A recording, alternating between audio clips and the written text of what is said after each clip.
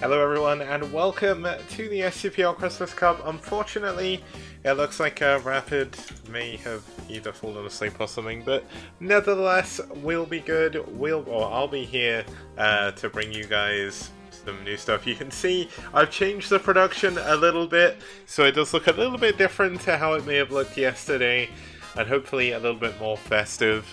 We got a couple of, we got 4 really cool series. I don't know why I'm making this not to the camera, but we're going to have Tech versus Scan, White versus Scan start us off. We're then going to be moving into, actually, you know what? Oh, Rapid's here. He is here. Oh man. You had Discord closed. Oh no, it said you were online. Okay, well, I guess I'll call him and we can get started. I don't know why it said you were, yeah, that's weird. It said you're online, so I was like, let's get Rapid in here, make it a little bit easier. I'll back out the game. Actually, before I do that, while he joins the call and everything, I am going to... It is so cold here, Kix. So I have the heating on, and it's like negative 16 outside. I'm just like, wow. I'm gonna freeze in front of you.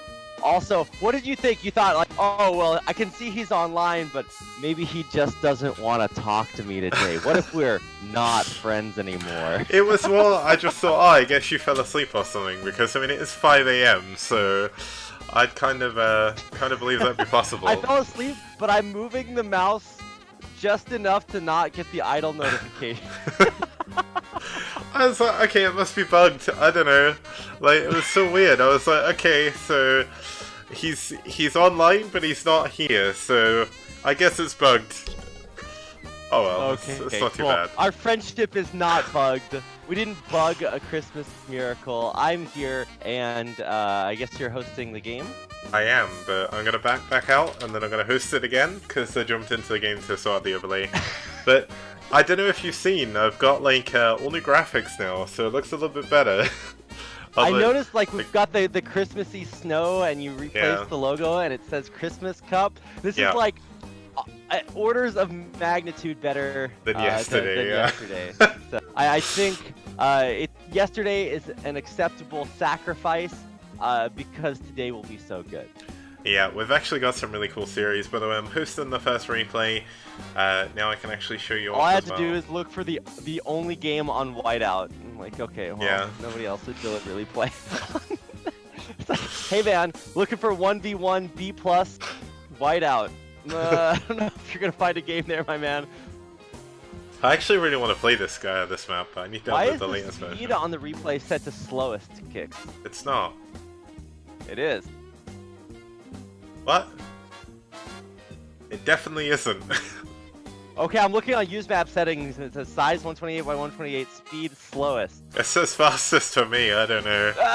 Okay, I'll screenshot this and send it to you anyway. You know what, I'm just gonna show this off just to prove it.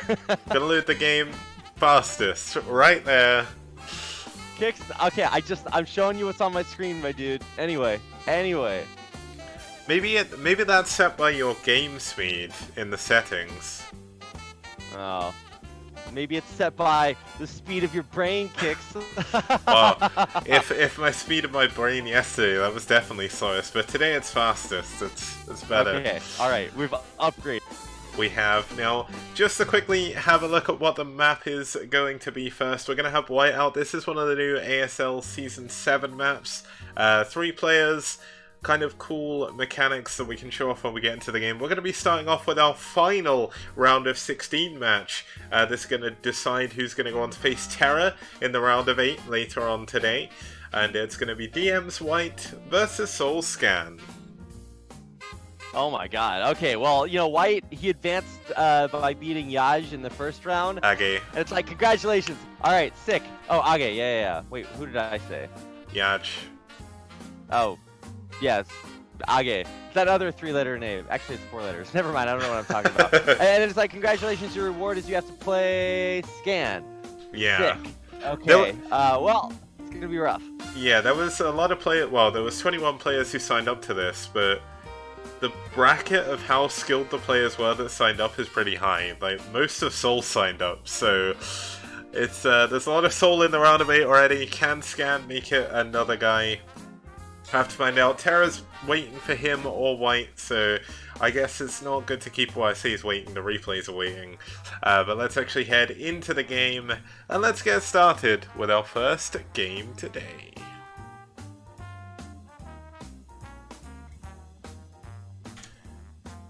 And now I've got to figure out where this Christmas music is playing from. There we go. I had it on like another Chrome tab and I couldn't find it. I was like, ah. Those pesky Chrome tabs, man. They'll get you every time. They will.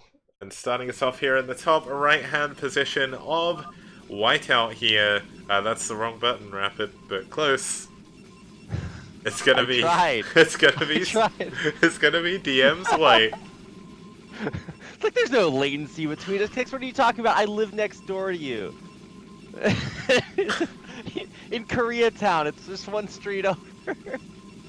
Koreatown. His opponent is Scan, our yellow Terran player. Of course, he plays for Seoul, but he lives outside of Seoul, doing his military service now. So kind of cool to see his performance keep up. I think he hasn't lost a game in, well, like months, at least in STPL.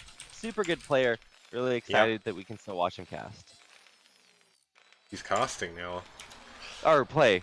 Wait, okay, so explain this to me. Like, I was under the impression that he couldn't play in tournaments with prize pools.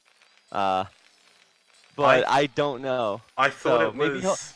Maybe he'll donate it to charity. Maybe. I don't know. I thought the way it worked was... Well, I don't actually know because I'm not Korean. I don't actually know any Koreans personally either, but the way I thought it was I thought you couldn't personally profit from streaming. So that's why none of the streamers... The issue is that you can't personally profit, like, at all. Ah. So, yeah. That's the thing.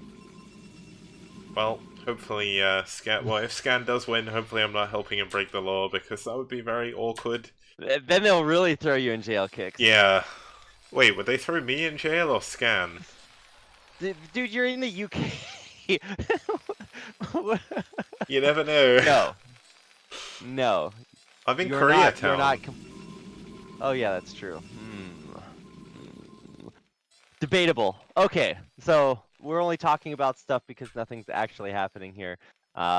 There's going to be at least one factory in the future. Will there be two? I feel like I have not seen a two-fact work in a long time. So I'm hoping that we just have a standard tech path here for Scan.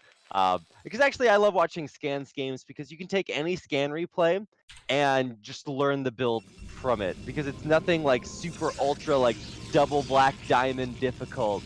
It's actually just a pretty... he's just such a solid player that a lot of his timings are definitely things you should copy. Yeah.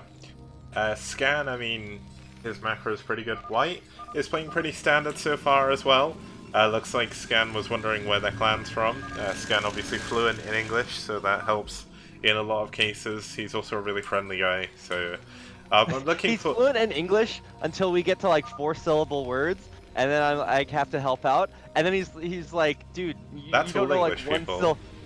Yeah, well, and then he's like, dude, you can't say like 1-syllable Korean words. I'm like, I know, it's so much worse. But you're right. Basically, his English is better than like 99% of the people that I grew up with in my hometown. So, yeah, he's killing it, and his builds are better too. So that's the true victory. Yeah, I'm really looking. Like, do you know how long Scan's got left in the military? 16 months. Oh man, it's so long. I want to see him stream again. I know, right? I asked him if he could stream without making money, and then he was like, well, yeah, but, you know, I have a job and no free time, so it's like, okay, well, you know, that makes sense. So apparently he's on vacation from the army as well, so maybe he's allowed to profit now? Oh wow, Scan actually answered the question as if he's listening. Yeah, it's a sad time. Oh man, he doesn't come out till May 25th. That's insane. It's gonna be a good time though. I already booked the date. We're gonna go hang out, but that means that I have to survive in Seoul for another million years. So, whew, it's gonna be a while. Yeah, and also society needs to have not collapsed. I mean, everyone knows that Christmas is a somber time where you just get depressed, so, like, let's think about the imminent destruction of society. It's the only thing I have to look forward to, Kicks. Okay, I mean, in the game at least, White going into a robo, he is hiding a probe down the bottom. The SCV not going to be able to get in and scout anything. Believe he may have seen that there was no Nexus there, so he's kind of seen what he wants, but yeah. Here's where we're going to see that crazy map mechanic. Yeah, the crucial realization is when he sees no Nexus, he starts to think to himself, like, wait a second, what's going on here? So he's building high ground command center. Scan's one of the only Terran players I see build high ground command centers. Because I'm guessing he probably gets cheesed a lot because he's in general better than most of the players he's going to play in opening rounds of tournaments. Yeah. So I'm guessing that he's just kind of thinking to himself, let's just kind of chill out here and not, you know, do anything super crazy. So you'll notice he went for mines instead of speed. Obviously, he's just trying to play defensively here and make sure that he doesn't die to any of these common cheesy openers. Yeah, I mean, the other thing is as well, when you're going for sort of a vulture mine opening, you can obviously push with the FD or you can play defensively, and it makes it a lot more difficult to take the command center on the low ground. You don't have siege mode, you don't have a bunker or anything like that either, so it makes it a little bit more dangerous. The SCV is going to be transferring over, going into speed behind this, so he is going to skip siege, and that's because he's going into a starport. Biggest thing for me about this, the biggest thing for me about this starport is, like, it's going to be for drop shifts, and I feel like drops are criminally underrated on Whiteout, because you've got so many LOS blockers in the middle that the chance of you, like, flying directly over something is pretty low, and there's a pretty high chance that you can actually sneak around, and the bases on Whiteout are big enough to where there's not going to be full vision inside, so you get a chance to unload.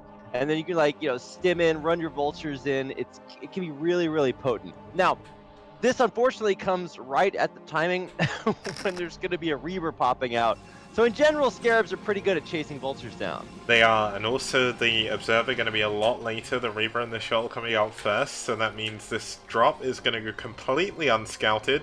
Now, one of the big map features of Whiteout is there is a droppable natural, but unlike a lot of maps, there's actually a ramp going up to it in the form of these stairs, so it makes it a little bit more difficult. But here is the drop in the main. How much damage is Scan able to do? He's got 1, 2, 3 or 4 probes now. I think that's 5, 6, and it looks, unfortunately, like this is a lot more damage than White wants to take.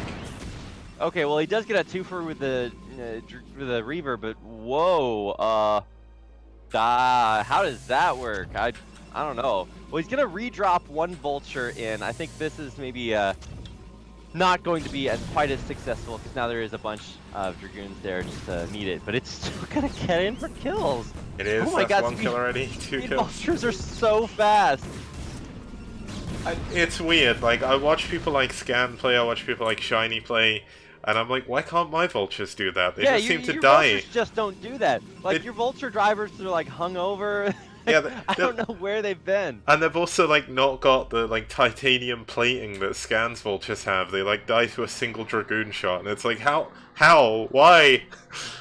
But yeah, looks like the Reaver is going to be coming in. Scan did go for a Wraith. He flew it over the vision blocker. But that is going to mean the shot is going to be able to get in. Now, we saw an insane amount of damage coming in beforehand, but looks like Scan did see that with his dropship at the top of the map. The Reaver going to be dropped down in the natural, going to drop the... Oh my god, this could be a lot of SUV kills. There's only 1 so far. Isn't going to be able to pick up the Wraith.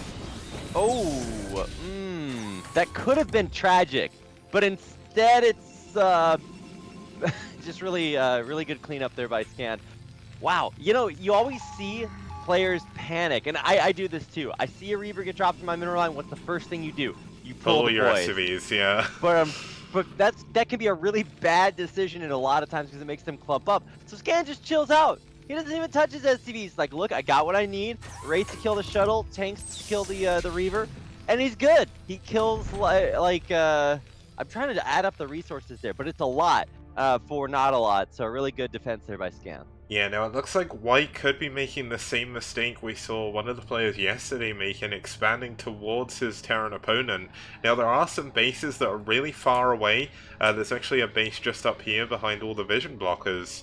So it'd be a lot better for him to take this base. We saw just how quickly Terran were able to push through this forest yesterday. I think it was ByuL playing that game when that happened, but... Oh no, actually it might have been Raynor versus PRL. I think that was the one, yeah, because then PRL complained about Terminate 8. But yeah, I mean, White's going to try and do it. Looks like Scan is taking his third command center as well. Welcome to the stream. I can't say that word. I'm going to call you Rayak. I'm very sorry. Yeah, but yeah, I don't know about that either. But anyway, everyone is welcome here, no matter what your username is. Yeah. But if we can't say it, you know, just hi in general, guy in the chat. Good to have you along for the STPL Christmas Cup ride. Whew, okay, so we're starting to go beyond, well, not the game, but beyond the two bases. There's a command center built for a third. Hasn't floated out yet, but Scan's just trying to, you know, get enough information out there on the map. He's got scouting SCVs, mines, vultures, engineering bays, and a dropship, a little bit lonely in the upper left-hand corner. Yeah, this dropship isn't really planning on doing too much anytime soon. There is a Dragoon that will be here to defend against this. Obviously, a single Dragoon not going to be enough to kill the dropship, but looks like Scan is finally going to take his third base. The gas, once again, we pointed this out yesterday, but in this spawn it's a little bit further back and more protected than White's gas is going to be, so I'm kind of surprised White would take this base, but maybe he feels like he's not going to be able to defend against vultures from Scan far away. He knows there's a dropship out as well. Makes it a little bit harder to take a base up a ramp and then just wall it off. And it looks like Scan feels like White will take one of those bases and actually scans all the tertiary bases around the edge of the map, but doesn't scan the third, I don't think. But I mean, I guess as a Terran player, you should automatically expect that your opponent is, you know, even or ahead of you in bases. So maybe that's what White is thinking. He's like, well, you know, he's probably gonna be working on a third base. You can see that with his observer, but yeah, he's not gonna see if there's anything else going on. You know, one thing I did just notice about this map, I didn't see this before. The gases at that close third are actually small gases, so gonna be a little bit more beneficial to try and take the fourth base a lot quicker. Looks like we are going to have White moving towards the middle of the map. He's actually got a couple of DTs in with this army, maybe knowing that Scan has scanned quite a lot, possibly going to try and get some additional damage done, but Scan is going to scan a bunch more, does see this third base, is up but not mining. The probes are only now transferring over, so a little bit of a mistake there by White. But White's going to try and take a fourth base at the same time. Yeah, so White is going to expo, but this is a really weird army comp. I'm glad you mentioned the DTs in with the army. He's got 4 DTs just chilling. Like, DTs are not combat units. Like, maybe your opponent just doesn't scan, but, like, I mean, it's literally his name, man. Like, yeah. He's going to do it. So, yeah, you have to use those with finesse, and he's got a shuttle filled with zealots for bulldogs, or for not, well, just stopping on tanks in general. So I'm just like, either there needs to be another shuttle. Oh, there's actually another shuttle queued up on the way. So I'm guessing that's the DT shuttle, and that they're not actually part of this attacking force. Yeah, now Scan moving down to take his fourth base as well. It's kind of stable at the moment for both players. White is below in supply, but that's because he's been, well, he's not really got that many gateways. He's been teching pretty hard, yeah. So, gonna be a little bit harder. He is actually going into High Templar behind this, so he has got Storm almost done. And Storm against Clump tanks is one of the greatest things to see in Brood War, even as a Terran player, and one of the reasons why Jangbi was so popular back in the day, because of how well he could storm clumps of tanks. Now, Scan is known for his tank control as well, so we should see the Storms not do all that much. But it's going to be White's choice to try and deal with the big army from Scan, and it also really helps against the Vultures too. Yeah, it really does. One of the things that I'm always interested in is how you go about confronting a huge siege tank line, because you know, Protoss units at the late game are just not as good as Terran units.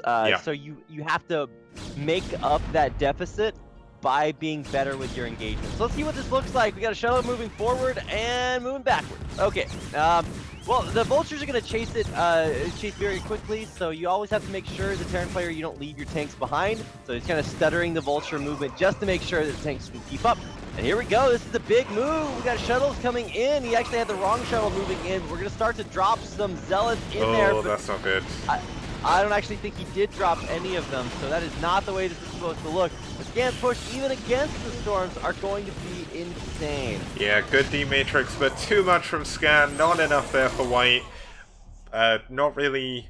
I mean, playing a little bit too greedy with this tech there, not working out. And that's going to give game 1 to Scan.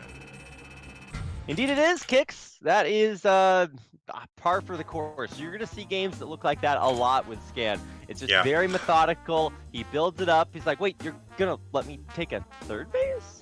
And obviously, after you lose your Shuttle Reaver, if that's what you're going for, it's going to be a rough game after that anyway. But against Scan, who has really solid fundamentals, it's just going to get a lot harder when he goes for that big push afterwards.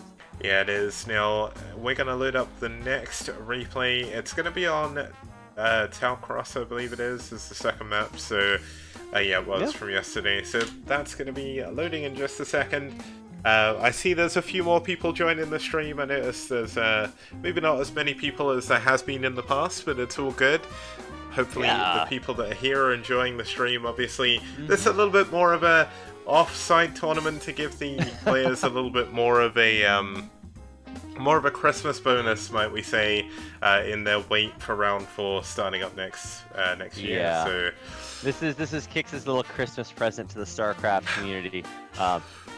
My Christmas present is getting to wake up at 5 a.m. So surprise.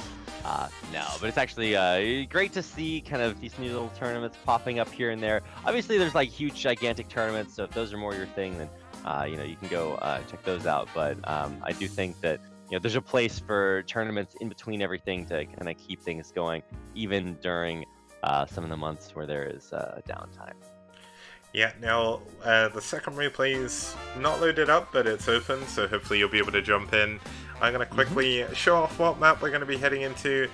Basically, we're going to be going into Tau Cross. Now, Tau Cross, one of the more standard maps in the map pool for the STPL Christmas Cup.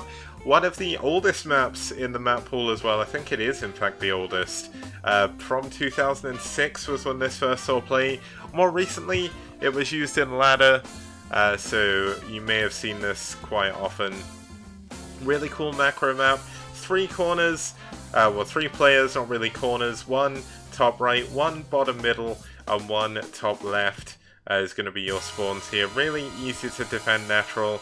Walls are a little bit funky, but TVP you don't really wall too often, especially at the natural. So well, you're going to wall against vultures, I think, mostly. Yeah. But that's not really like a building wall, Yeah, I mean, you can wall with pylons, but it's not really different on any map, so it's not too much of a problem. It's more in PvZ that it becomes an issue, but looks like we are all in the replay, and I say we all, and there's both of us, so it's all good. Well, I guess in some sense we are all here together, Kix. So we can, in fact, move forward, all of us at the same time. Yeah, so let's head into the game. It's on Tau Cross, it's White versus Scan. The game number 2.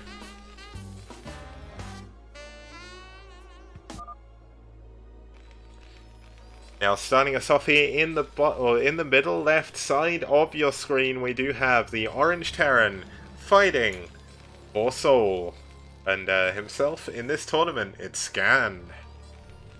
That's right. On the other side is leader DM. It's White, and he is down 0-1. Scan is a badass. But, I mean, Tau Cross has a few kind of defining characteristics that you can leverage as a Protoss player. One is that the opponent's map is base is gigantic. So you really can hide just a bunch in there. If you haven't died to gateways inside this map, it's coming for you. And we actually did see an in-base hatchery on this map the other day, so you gotta watch out for that one too. Not against Protoss, though. Not only that, but one of the other major defining features of this map is it was one of the first major maps to feature a mid-ground main and natural, so there's no ramp to hide up as Terran, which makes 2-gate Power Goon very, very powerful on a map like this. Makes it a little bit more difficult to get a super fast command center, and that means White, if he plays a little bit more aggressive, could do some early damage. Yeah, really could. I just realized that I had the wrong speakers enabled on my computer. So I was like, why aren't I hearing game audio? There we go. Oh my god, you know, oh my, I was like, wow, you know, I'm just hearing a lot of kicks today. But I just didn't have any game audio. All right, wow. All right, I fixed it. Sick. Okay, so obviously it's only one gateway opener, nothing super crazy. Still waiting on, there it is, the gas timing to come through for White. I was, you know, a little bit nervous there. Obviously, late gas is his Protoss, is just like, oh, feels so bad. But nothing to worry about here. We've got a 1-Rax opener. I'm waiting to see if there's going to be a gas expand. I think that's kind of the way that it's going to be a 1-Rax double, so there's not going to be a gas here. He's going to wall off with a depot and a barracks. Honestly, I didn't actually know you could do that on this map. That's... What? Okay. I never realized, never realized you could fit both in there, so that's kind of cool. Yeah. This and Aztec are the two maps that I vetoed, like, basically instantly when I saw them in the map pool. So, yeah, I did not know you could wall off there either. Yeah, so we're going to have Scan going for the 1-Rax double now.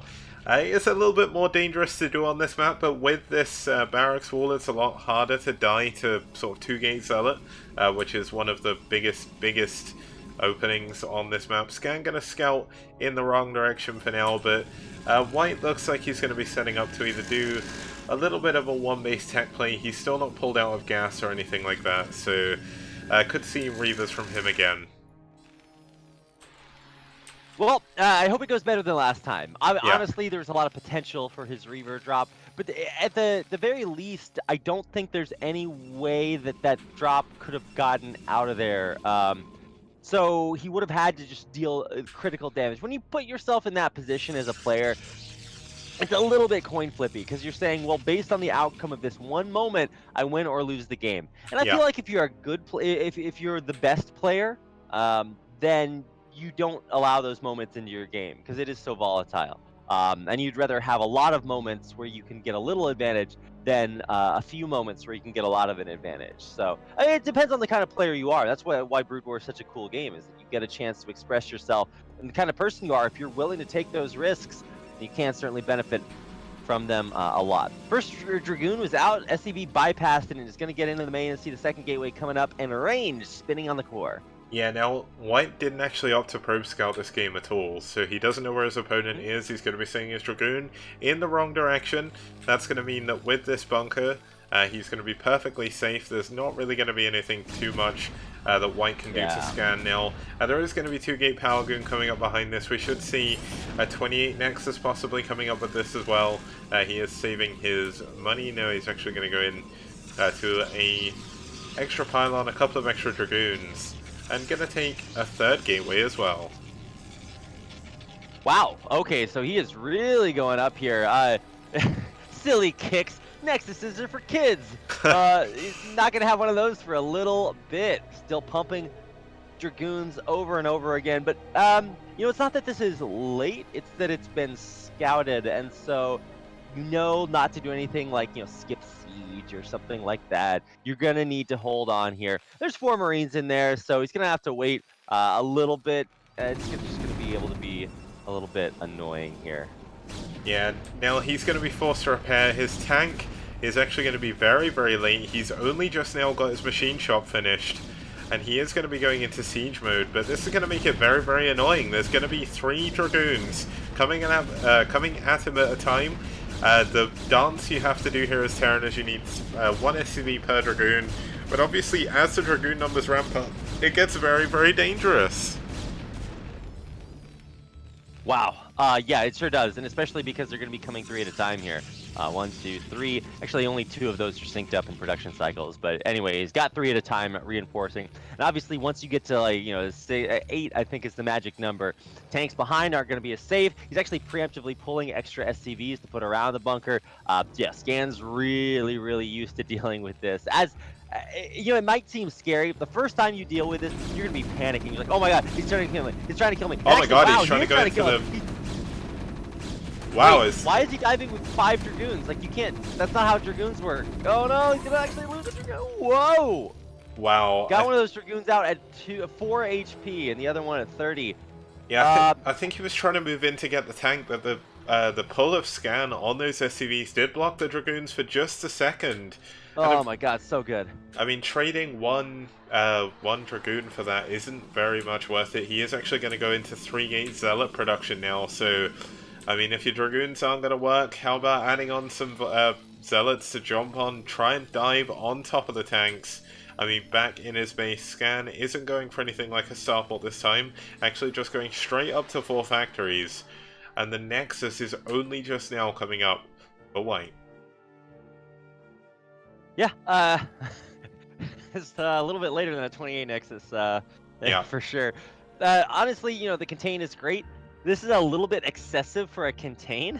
Like, ooh, I mean, at this rate, you might, if you, like, put your Dragoons into separate control groups, you could maybe work on, like, sniping these 3 tanks.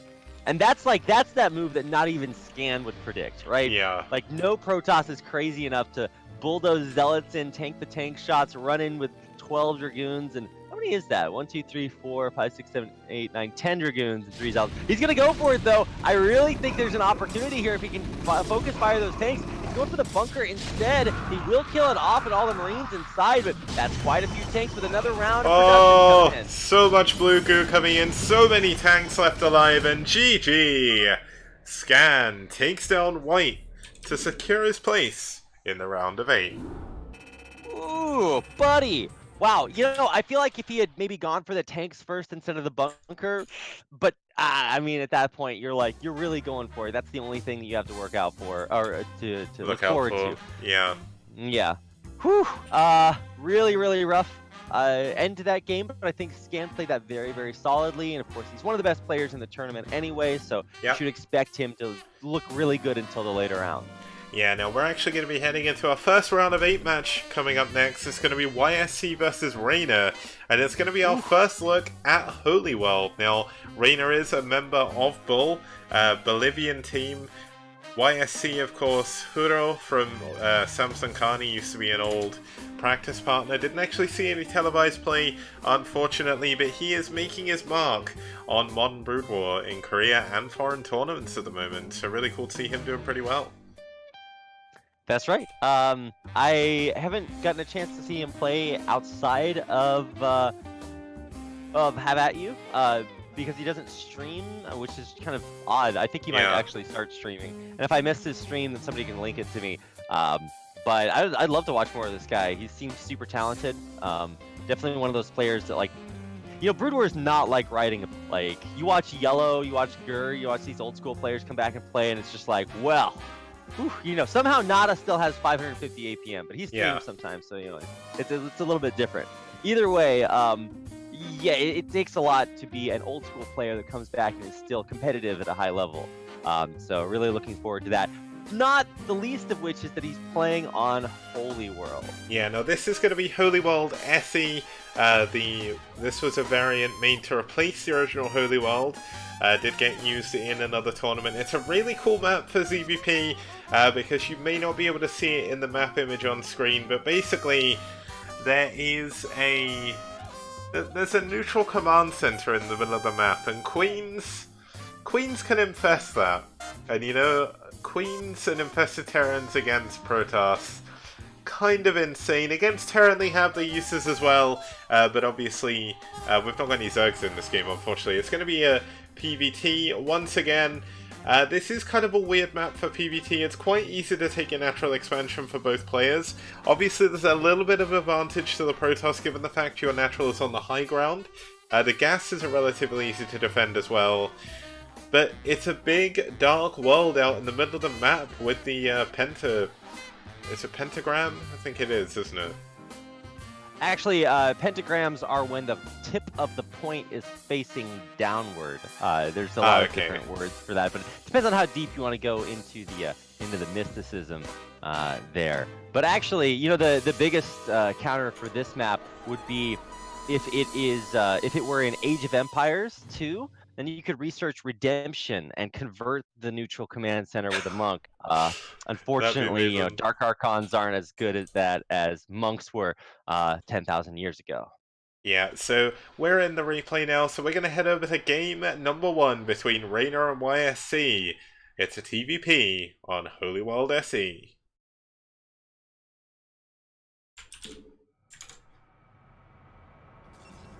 Okay, and starting us off here in the bottom right-hand position, we do have the Green Protoss fighting for Soul and himself in this tournament. It's YSC. Yeah, and on the other side is ByuL's Raynor. Of course, playing for himself here. He's in the malachite-colored Terran pieces. I will teach people that color name because that's exactly the color it is. Let me like link this. Let's see, malachite color. Okay, and then we're gonna go to images. I'm just gonna copy this thing and I'm gonna paste it in chat. Sick. There you go. That's the color. That's exactly what it is as well. So it is. Wow. Yeah. All these people be telling me it's green, it's blue, it's seafoam. I've heard seafoam before. I suppose this is seafoam, terrible. Right? I'm fairly certain. Yeah, well, that's because Artosis doesn't know any two-syllable words other than seafoam. So it's definitely not. It's definitely not seafoam, my man. Anyway. I guess he knows one. Artosis. Well, that's 3 syllables. 2 syllables are harder. Oh yeah. Because he just made that one up. Anybody can make up a 3-syllable word. It is rapid, I guess. That's 2 syllables, right? Well, only after I remind him. He looks at me and he's like, "Isn't that right, Rob?" And then I remind him, and it's okay. Once I get better at branding, people will remember. Yeah. Now it looks like we're going to have a just a relatively normal build coming out from Raynor. He's actually going to go into a very early gas. We're going to have YSC going for gateway gas as well. So things are looking fairly normal to start this off. Now, one of the other map features that doesn't come across very well in the image is there's actually some neutral disruption webs in the middle of the map at the edge of the symbol, so it makes it a little bit harder to move through those. Obviously your units, if they're under them, can't actually fire, so it makes it a little bit more annoying for Terran to push. And also, you can see with the SCV, like, this map is very, very open in the middle, very, very good for Protoss to engage on a poor Terran trying to crawl their way through. Yeah, I feel like if this map was like maybe 2/3 the size, it would be a lot more competitive in the middle. But as is, the biggest characteristics are you have a low ground main, which are basically just craters. You know, this is one of those maps that if you knew the map design ahead of time, you could probably make this map in not that long. Obviously, the coding is extremely complex, but artistically, it's you get it, right? There's low ground bases, and then it does have this outsider kind of look and feel to it with the ring of bases around the edge of the map. Yeah, I do love this kind of mechanic. I think this map actually came out before Outsider did, so this was one of the first maps to use it, if not the first even. You can even see in the corners there's a mineral-only base that you can get to from your natural. Another map that kind of made use of this was, I'm gonna guess it would be, I guess it harks back to kind of Bifrost, but it's more like Great Barrier Reef and El Nino, where there's a very easy base for you to go and take, and it's very, very hard to assault early on. But with dropships, that obviously is circumvented. Yeah, it certainly is. I think drop is maybe a little bit more popular on this map just because of that reason, but it's also a little bit less popular because it is more popular. Because all you do is just like build a pylon or a depot or something on between you and your opponent's base once you figure it out, and it's just okay. Well, I see the drop coming in. Sick.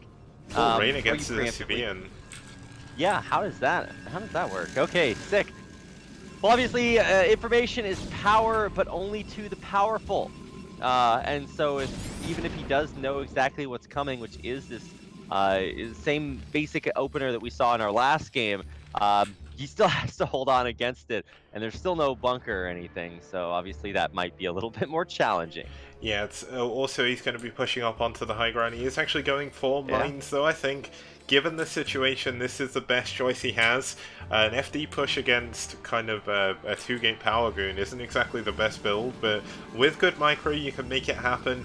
Raynor in the STPL so far has actually shown really good micro, so I'll be interested to see if he can pull it off here. He is going to pull an SCV up here to help tank some shots, which is going to help him. And he does have a really high Marine count, 8 Marines already.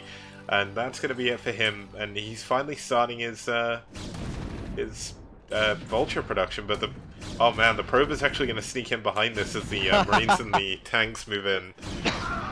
Yeah, it could actually cancel the command center. He actually... He shot his SCV by accident. Wow. Oh, well, the Vulture missed the probe coming up the ramp on the other side. Thankfully, mines are done, so that's the end of this push, unless you're actually crazy. But, oh, wow, he actually killed one of the mines. What?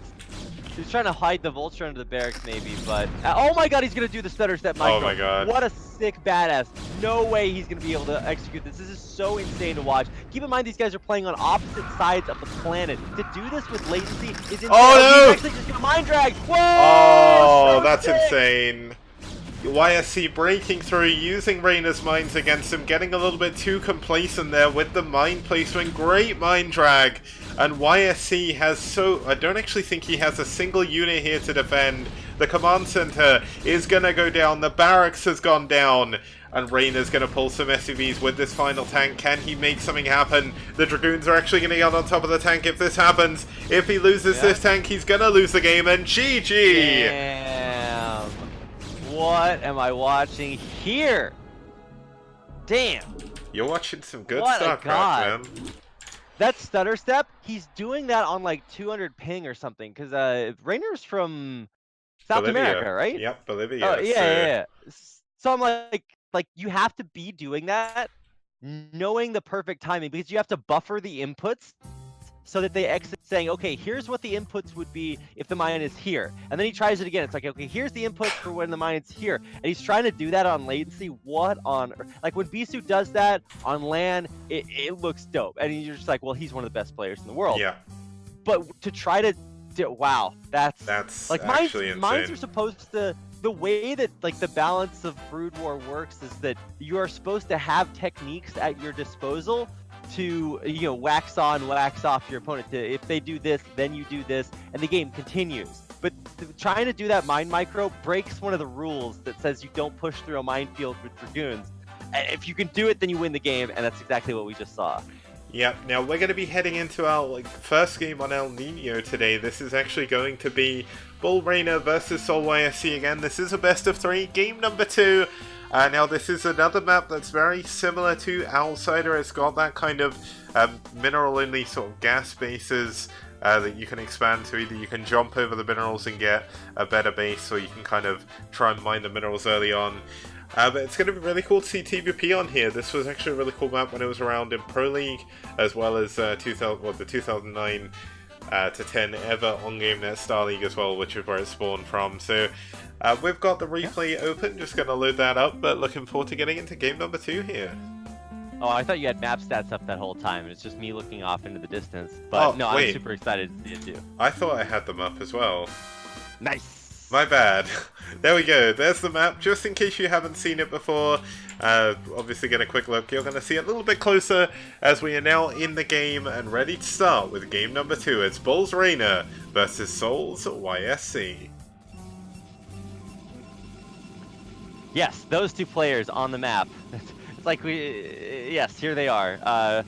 YSC is in the top, and the Malachite, and in the yellow is Raynor, excuse me, in the left-hand side of your screen. Yeah. Whew. Now, anyway. You first. Okay, all I was going to say is that this map is kind of the opposite of Holy World. Instead of having a big open center, it's got like giant chunks of like impassable terrain, not to mention the line of sight blockers, not to mention you know, whereas Holy World has a low ground base, this is actually on the same level. Actually, no, it's high ground base. High ground main with low ground naturals. There we go. And the naturals are very, very easy to defend on this map. Then again, I said that about Holy World, and then YSC pulled off the godlike micro and just proved me wrong instantly. So let's see if YSC can do it again. He's obviously a very, very strong player in this tournament. only recently making his debut in the STPL, but it's good to see him here. Really, really nice to see him play again. Obviously not the most well-known Korean player, but really with the Hawaii tournaments the Sham2 runs, with the STPL as well, he's making a name for himself in the community, which is always good. Oh yeah, especially if he looks to come back. Obviously, getting a lot of foreign fans, that's one good way to do it. I wish there were more international tournaments in Korea. But actually, the pervasive thought in Korea is that nobody plays StarCraft outside Korea. Obviously, with things like Zotac Cup coming through, and with like Cadenzi moving out to Korea, there's a lot more awareness. That's why you start to have some of these players playing in international tournaments, but you still don't have any of like the top pro players playing in international tournaments, except for like one random STPL when like Mind or Best will show up to play for White Clan. But that hasn't happened in a while. So in general, yeah, the pro players don't play tournaments outside of their country here in Korea. So I'm glad to see YSC kind of breaking the mold. I dream of a world, Kicks, where StarCraft players can compete against each other regardless of region, and I think that would be actually pretty exciting. It would, if we did have a lot more of an international kind of community.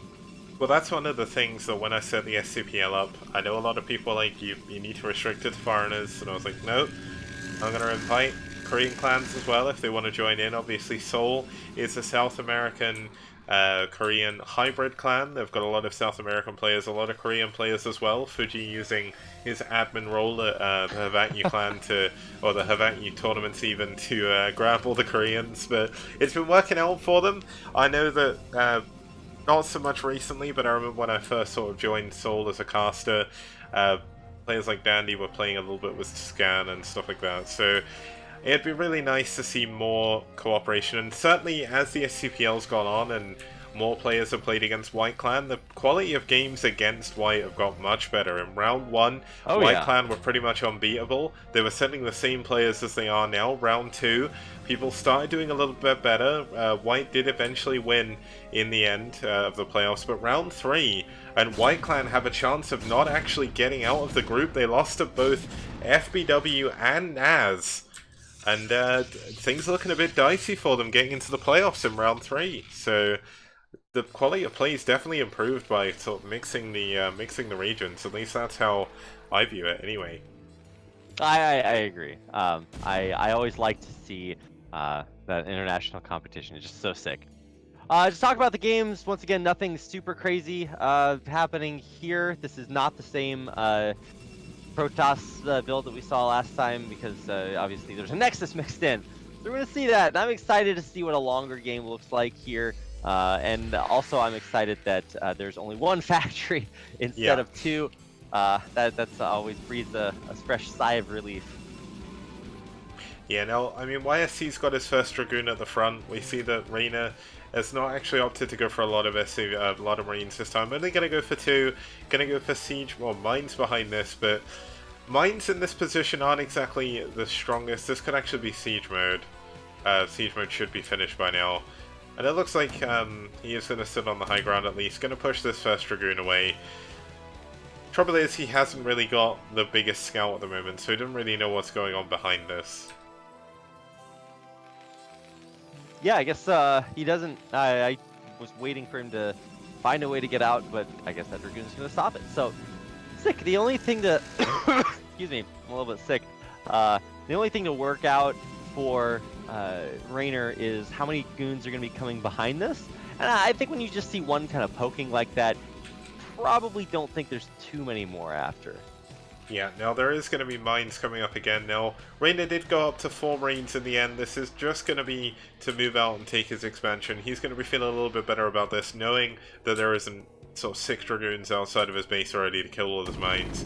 He is going to be able to take down this probe. Now, realistically, Raynor could actually turn around right now and feel pretty good about that. He's forced YSC Dragoons back to the base, and that's really the goal of this push. It's going to be very difficult to kill a Protoss with 4 Marines and 2 tanks, even with good mines. So Raynor may be overextending a little bit. Looks like the, oh my god, he's going to do it again. YSC's going to break on top of the tanks, and YSC getting the, oh my god, he's getting all the mines before they get laid down as well. Oh my god. Oh, and he has the Dragoon underneath the line of sight blocker. Oh my god, this is so sick. So, yes, you called it immediately, Kicks. He did overextend there, and losing those early tanks. It's heartbreaking because you need to reach that big critical mass that makes boxers say that are many tank. Because it is. Tank. But it's not when you lose your first 3 or 2.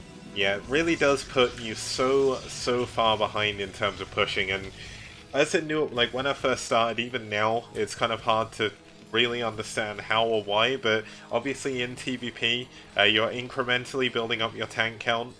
Now, it looks like Raynor has in fact built his mines, or put his mines in front of this ramp. There is going to be an observer already, and he's only got 1 tank defending, so this is going to be 6 Dragoons. We've seen that he doesn't even need an observer to take down mines before.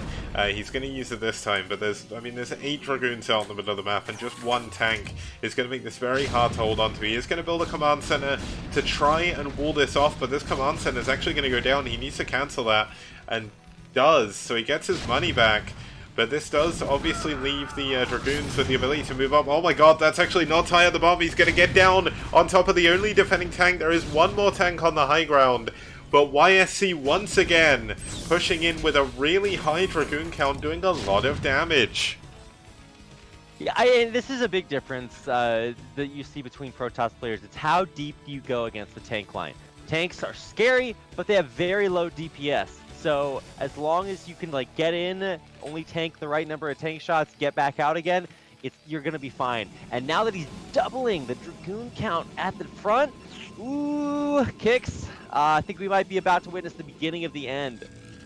Yeah, things are not looking too good for Raynor. Obviously losing those 2 tanks at the beginning was a pretty big tragedy, but loses another one as well. His tank count only at 3 behind this.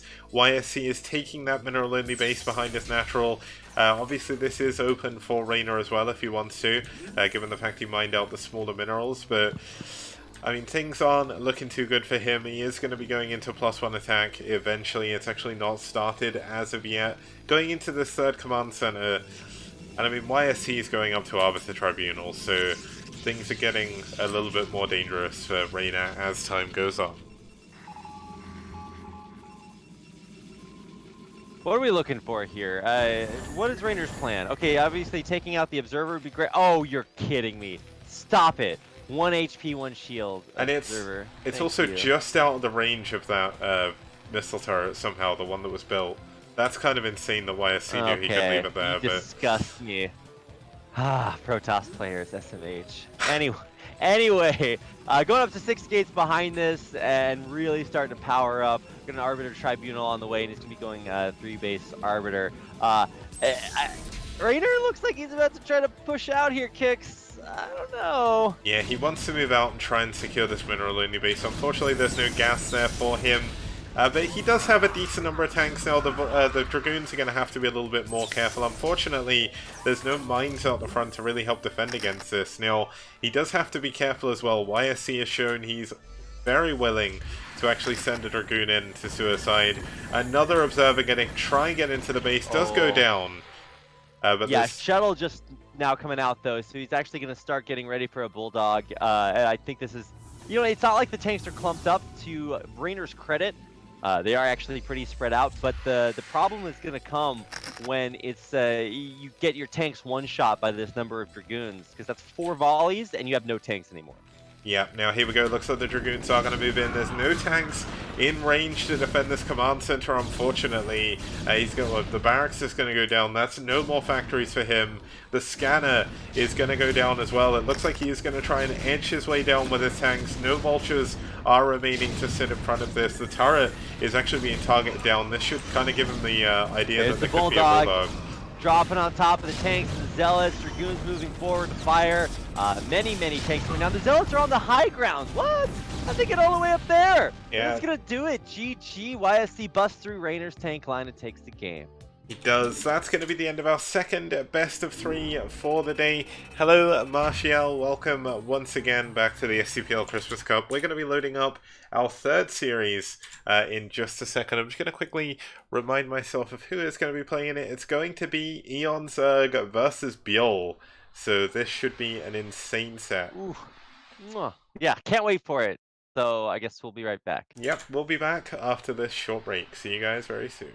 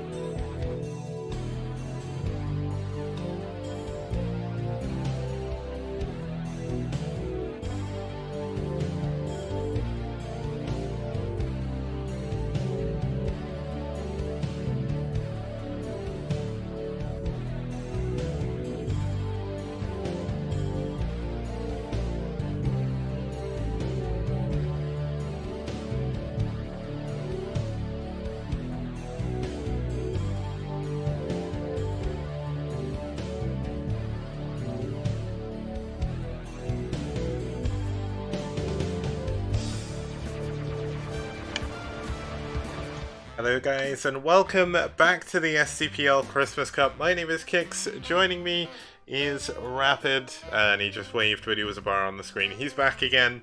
Life is good. We're about to head into possibly, well, I would say this is my most looked forward to series today. It's eOnzErG versus ByuL, so it's going to be kind of insane. Yeah, no, this is actually going to be really sick. Man, eOnzErG versus Koreans. Whew, it's been rough ever since I watched him get a draw game against Shine at the 20th anniversary LAN in Moscow. I was just like, oh man, that's a heartbreaker. And now he's going to play against ByuL, which is a very different style, very different class of player, different race obviously. One of the best amateur Korean players that we get a chance to see in non-Korean tournaments. So really excited to see how eOnzErG can do. Yeah, so let's just have a quick look at the map they're going to be playing on. They are going to be playing on Holy World, and our Holy World SE, of course, the newer version which we're playing on here, just needs to be renamed. But Holy World is good to refer it by, most people call it that. We haven't had too many games on this. This is only going to be our second game on this map for the Christmas Cup. But we have had a TVP on here so far. We just saw that between YSC and Raynor. That was kind of a cool game. But I think eOnzErG versus ByuL could be a little bit better. Zerg on this map, obviously, a match made in heaven. Could see some queens if this goes late game. But eOnzErG's style is to end it pretty quickly, so it'll be kind of cool to see how he's going to play this out. Yeah, no, really excited. Looking forward to watching two just very strong players. So it's on a new map, so it's going to look a little bit different than if they'd played anywhere else. So I'm excited. Kix, let's go. Yep, let's head into the game and let's get started. It's eOnzErG versus ByuL.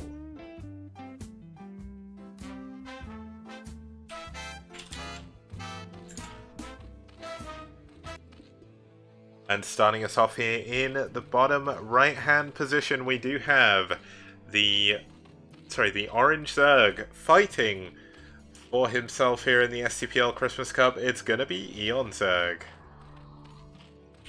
And his opponent is ByuL, formerly of, I guess Eros wasn't really his clan, or at least as much as Seoul is his clan now.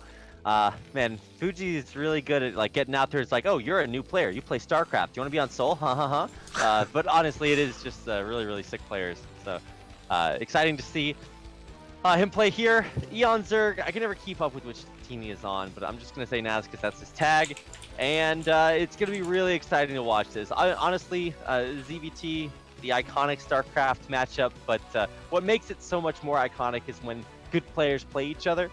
Because there's just so many ways that you can just, I don't know, bat away whatever your opponent's trying to do. Whether it's like, vultures getting in, you could stop those. Maybe you can like try to, drop bases. And I would expect to see that be a little bit more popular. Obviously, one small tragedy is that a lot of times Zerg players like to take other mains as their third bases, and the mains are low ground, so that can make it a little bit rough. But the idea is that it's still a very big map, and they're spawning in cross-spawn. Yep, spawning in cross spawns, the middle, very open, very good for Zerg. I did show it off a little bit. The only real sort of terrain in the middle that blocks you from moving is going to be the command center, so very difficult for Terran to really move around. They're coming for you. They are. They'll never find you. Hide under the bed, Kix. There's no space under the bed. There's too many figure boxes there.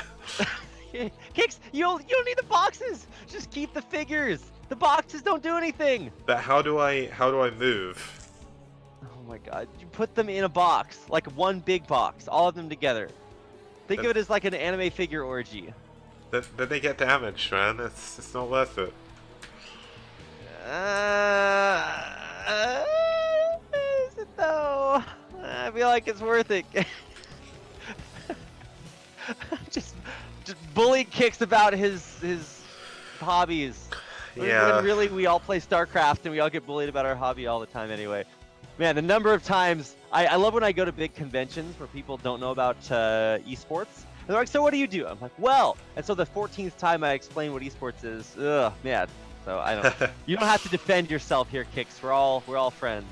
And it's Christmas as well. There's no arguing at Christmas. Right. So. I need to bring the Christmas weeb cheer. This is the no bully zone here at Christmas. It is until you do your pom-pom video. Yeah, but that's getting released on Christmas Day, so there's a chance that people won't check it. It's fine. It'll get lost. Lost to time. Somehow that SCV made it past the 6 lings that are running in not the greatest pattern across the map. A little bit slow here, but they're still going to get down the ramp at a very vulnerable time. There's still only 2 Marines, no bunker. Yeah, I mean, the SCV is finally going to be able to get in. Looks like he is going to try and defend with the drone, but does get past. Ooh. Oh, the SCV's pulled at the right time, but yeah. things are still looking a little bit hairy here for good old eOnzErG. Oh my god, the lanes actually push the SCVs back. They're going to be able to jump down on the Marines. There is a Vulture out, though, but he's going to get all the Marines. Did he kill every Marine with 6 slings? He did. There were 3 SCVs in front of him. I mean, damn, high ground is pretty cool, Kicks. It is. Now, there is going to be a creep colony coming up here for a Sunken. This is to stop the Vulture coming through. Now, that isn't a glitch on your screen. There are actually, I believe it's, yeah, so 5 neutral disruption webs in the middle of the map. They don't honestly do too much. There's not really too much you can do with them, but it's just a cool little decoration. The Sunken is going to finish in time, so that's going to push the Vulture back for now. And we're going to have a 2-hatch Spire coming in here as the follow-up. Yeah, man, 2-hatch Muta, I love it against players that you think would beat you in a macro game. So I'm really excited. The Sunken timing, too, just very, very good. Knew exactly what to expect. eOnzErG is really kind of crossing all of his T's and dotting all of his I's and lowercase J's, and I want to see how this is going to work out, because while the mutas are in production, there's also going to be Vulture speed and did he cancel a Wraith? Yeah, no, the Wraith is it's flying down. Oh, I thought, okay, weird. Okay, I saw the bar must have been like glitched on my screen. I don't know.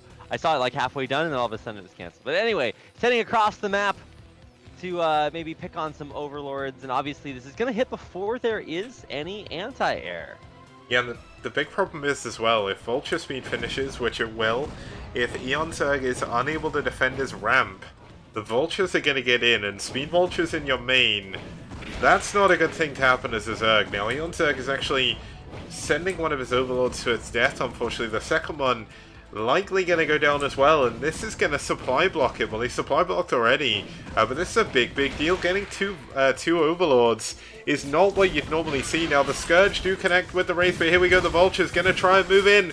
They get the SCVs on the ramp, and could this be a very quick game with Sin scans Vultures earlier? Is eOnzErG going to scan a little bit better? Not scan. Can't remember the word, but either way, it looks like he's doing a pretty good job so far. Yeah, it looks like he's actually only going to lose 1 drone to 4 Vultures. Holy cow, that is the bonus zone right there. Obviously, it sucks to lose drones on only 2 bases, and it sucks to go for 2-hatch Muta and not be able to send your Mutas across map. But keep this in mind, Kicks, he was able... Is this a fake dropship? Well, it is kind of a fake. There is going to be a Vulture over there that you can maybe drop in the main. But this Vulture's going to see the Mutas coming in, and he's actually got no turrets yet. eOnzErG is hitting before turrets are done. How are you... oh my god. It's so uncharacteristic for a player of ByuL's caliber to hit before turrets are done. Now he's just going to whack-a-mole these turrets down. And what are you going to do, Mr. Wraith? What are you going to do? Does he have Cloak? Okay, cool. You got 1 Cloaked Wraith here. And, oh my god, the repair on the turret. It's so insane. Oh my god. It is. Oh my god. And the dropship's going into the into the main base as well. eOnzErG is in a pretty terrible position at the moment. The Vulture's gonna fare a little bit better this time. There's only a single Sunken to help defend against this. Oh my god, he's actually gonna try and go behind this and try and get a surround. But so many drones have gone down already, and things are looking a little bit dire here on Holy World. They certainly are, man. I mean, we did talk about Holy World and how you can infest the command center. Oh, he pulls the Mutas back before the Vulture's dead! No! Oh no. Oh, that's a huge mistake. That's 7 kills on that Vulture, about to be 8 as well. The Wraith's taken down, but the Wraith isn't the problem. The Vulture, killing absolutely everything, has set eOnzErG back so far. The turrets of ByuL are coming back up online again. He didn't lose that many SCVs, and he is in a very good position. Damn, this is such a sick matchup. I'm glad that we get a chance to see more than just the best of one. But honestly, it's a little bit heartbreaking to watch so much damage be done like that. And I still can't believe that when he had 0 turrets in his natural, he somehow holds on with a Cloaked Wraith and Mass Repair on 1 turret that barely gets up. eOnzErG hits so fast, oh my god, I lose that game 100%. So really impressive hold there by ByuL, and simultaneously getting across the map to also deal damage. Yeah, now it looks like he is going to be able to cancel or stop the Science Solicitor from building for now, but he's not able to get an Overlord over the middle of the map, so these Wraiths going to be enough to chase that back. You can see ByuL not wasting any cloak energy at all. The second the Muteless fly away, he decloaks, saving the energy for later.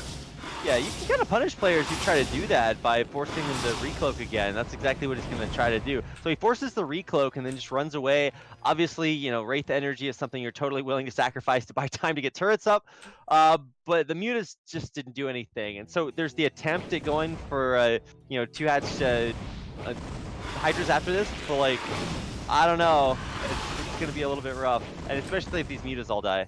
Yeah, now he had a chance to kill all 3 Wraiths, but unfortunately he left it a little bit too late to jump on the Wraiths. Looks like he does clear 2 of them. The final one about to run out of energy, but not before eOnzErG nearly loses another Wraith, so he's going to pull away. It's going to be a big Hydraless swell as he tries to push up. There's actually only Vultures and a bunker, and there's not really that much... there's not much surface area to repair this, so could this be enough Hydras? It doesn't look like it is. It looks like Repair, once again, showing how powerful it is. eOnzErG unable to break through with his first attempt, and GG. ByuL handles it, and he moves in to game number 2. Yeah, eOnzErG kind of got handled there. Wow. Honestly, the tipping moment, you have to kind of give it to him, right? It's like, okay, congratulations. You should have died because you had no turrets up in your natural when 2-hatch Muta hit. But you just barely got the repair off on that turret. That turret had died, that's almost just game. Like, obviously, there's one Cloaked Wraith, and eventually it can, you know, chip away at the Mutas, but you've got to pull all of your SCVs. You've got basically no army because your Vultures and your Dropship are across the map. Oh, man. Really could have seen a different game if you play that same situation out multiple times. Really impressive win there by ByuL. Okay, so we're going to be heading into game number 2. It's going to be on El Nino just. While we wait for, obviously, the replay to load everything, let us head in and show off the map, just in case people haven't seen this before. I know it is a little bit more of a unknown map, so it's good to see it here. But 3 players, 12, 4, and 8. If you've seen the Clash for Char before, that was my tournament from last year. You will have seen Great Barrier Reef. That was actually the follow-up to this map, but obviously... this is a Christmas tournament, so we're in for as many snow maps as possible, as well as Holy World, because at the end of the day, Christmas did start as a holy holiday. Good metaphor there, Kix. Is that a metaphor? That's just the truth, isn't it? Well, it depends on how back you want to go, Kix. You can. It turns out that holidays that happen to be on or near solstices have been celebrated in one form or another by cultures across time and space. So it is whatever you want it to be. Obviously, some have more well-documented futures and pasts, but it's that's what we call it here. I mean, you are from the UK, so your country has celebrated this probably longer than any other country, but it's been around for a while. Yeah, so let's head into the game. We're both in the replay now. Let's get started with game number 2. It's eOnzErG versus ByuL.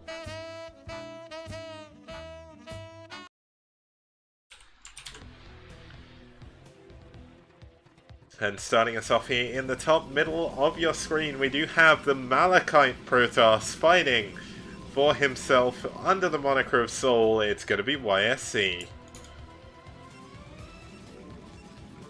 And his opponent in the yellow is our Terran player, Raynor. Wait, this is the wrong map. You what? What? Kicks! I was like, wait a second. Yeah, we're doing eOnzErG versus YSC here. What am I doing? Raynor, we already saw that game. Help me, Kicks. I'm killing esports, man. I'm sorry. I'm sorry. Kicks, it is 6:20 in the morning. I'm like I have an excuse here, okay? Yeah. Okay, Whew. well, I've got the right replay here. Let's load it Okay. back up. You did it, Kicks. I'm proud of you. You know what? What I'm gonna do is tomorrow I'm gonna like put a fake fireplace behind me. I'm gonna have like this mug of cocoa filled with marshmallows, and I'm still gonna get things wrong. I'll be like ultra Oh, relaxed, and it's I still could not gonna really go do a well. mug of cocoa. I'm doing this whole like no sugar thing, and I saw I was walking by like a cosmetics shop on the street in Gangnam, and they were handing out free hot chocolate, and they'd even put a little marshmallow on the top of it. I'm like, ugh, no, I want it so bad. I'll stop denying my Christmas cheer eventually, Kicks. But for Yeah. now, you can keep your hot chocolate all. So we get into finally our correct replay, Game 2, eOnzErG versus ByuL. Yeah, so now, last time I did say that we were heading into YSC at the top, but this time it's going to be eOnzErG in the 12 o'clock position in the blue, fighting for himself here. Obviously one of the best Zerg players outside of Korea, and it's going to be cool to see him here up against ByuL in game number 2. Yeah, really close game number 1. I want to see maybe a little bit of a longer game, maybe go for some 5-hatch play here to really power up and kind of show what eOnzErG can do. But this is a very strange map, and I think you do have to play to the different maps just because they are so different. I don't know if anybody's really learned how to play this map yet, just because it wasn't in the map pool for as long as the other. I feel like the other seasons were longer.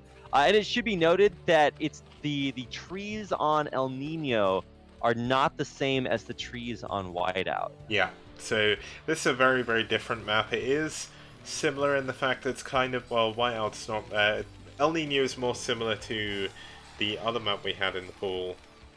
No, Whiteout does have the sort of weird outsider basis, doesn't it?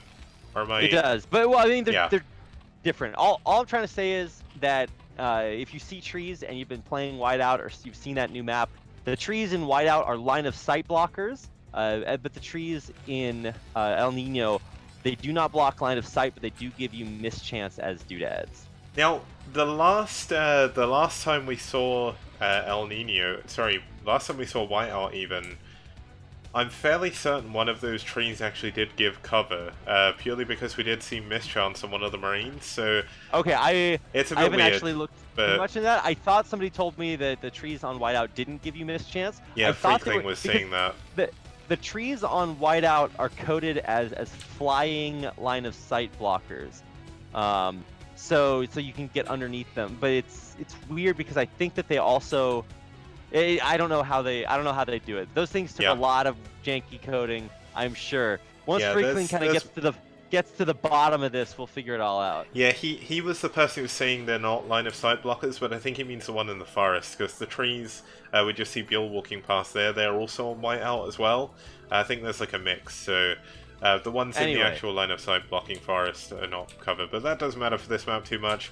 eOnzErG once again, well this time he's actually gone for a 12 hatch, he's going for a pull behind this, into his extractor.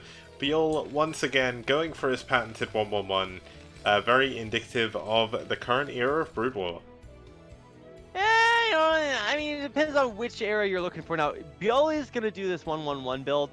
I feel like 1-1-1 is not as popular anymore. As soon as Effort beat Flash, who was kind of the king of 1-1-1, that was his baby at the time. When Effort beat Flash in that ASL finals, there was a collective sigh from the Terran army, and Flash even said on his stream afterwards that he felt like 1-1-1 it's too difficult a build to be executed perfectly in high-pressure situations. Now, obviously, this is an online tournament. The players are playing from their bedrooms, so it's a little bit easier to kind of think to yourself, okay, well, this is going to be a less pressure than if you're on stage in a repeat grand finals against the only player who has a 100% win rate against you. So it's a different situation. But it's kind of interesting to see that in the foreign community, I think 1-1-1 is still pretty popular, but or if it's not popular, it's still common. But in Korea, a lot of Terrans are starting to shy away from this and starting to go maybe 1 racks expand or 2 racks at openings that are very aggressive. Yeah, it's weird seeing 2 racks builds again. It's been a long time since they've really been viable. They're coming back. Zergs are playing a little bit more greedy again, knowing... I think it all comes down to the fact that Zerg players these days have kind of learned how to skimp on as many units as humanly possible and defend with the least amount of units to get the biggest advantage, the quicker Mutalisks. And 2 racks really kind of hurts that. I mean, we're going to see a lot of Blings coming out from eOnzErG. Could this be the move that he wants to make? He's actually going for a Spire and a Hydro Stand at the same time. Looks like the first Vulture could actually be stuck here. Good moves by eOnzErG so far. Oh my god, he gets it! Yeah, that is so huge. Now the second Vulture is going to be out by the time he gets in here, but it's going to be a guaranteed cancel on the natural. Oh no, he actually delayed long enough chasing that Vulture for the natural to complete. That's so huge. That means he has a command center to fall back on after whatever happens here happens. Now, but the Vulture's getting stuck in the corner. Crazy. Oh my god! Now there's 2 Vultures, so obviously there's a timer here on all these Lings. They're not chasing in as high numbers, and the micro is pretty good here by ByuL, and he does get them behind the mineral lines, so I think things are going to start to stabilize here. But this is scary. This is exactly what Effort did to such massive success against Flash. He got in there, killed the first few Vultures, snowballed the game after that. But this is going to look a little bit different. Yeah, there is speed now done on the Vultures, so he did skip mines to start with. This is going to be for a sunken, well, push past the sunken. The natural is pretty wide open on this map, but he does have 2 Hydralisks already. That's going to not only help him deal with the Wraith that is pushed away immediately, but it's also going to make it nigh on impossible for these Vultures to get in the main. And he doesn't know about the units on the ramp. He finally does find out. He's going to be pushed back, and things are looking pretty good for eOnzErG this time. Yeah, he did get a few SCV kills there too. That's sort of the bonus. But, you know, losing all of your Lings is really scary as a Zerg player. Yeah. But, you know, it's going to transition into this Muta play, at least initially. He's going to hit before turrets again. Yeah, you know, actually, I think he's going to hit right as the turrets are not up. Oh my god, kicks! Yeah, you can't repair a turret that's not built yet, so he's going to really need to start focusing those. Now, obviously, repair once again is good. Are we going to see a repeat of the last game? I really hope we see a better job here by eOnzErG. The first turret has finished. eOnzErG pulling his Mutalisk back. There is still no cloak for these Wraiths. It's now researching, about halfway done. So these Mutas are going to get free reign over the production for now. There's no turrets in the middle of the map, the middle of the base even. Looks like he could even focus fire down these Wraiths. Gets one of them, and that's a huge deal. If ByuL cannot get the kind of the Wraith numbers that he needs, these Mutalisk numbers that are ever increasing are going to do a lot more damage, but this Muta unfortunately going to fly into... hole in the main.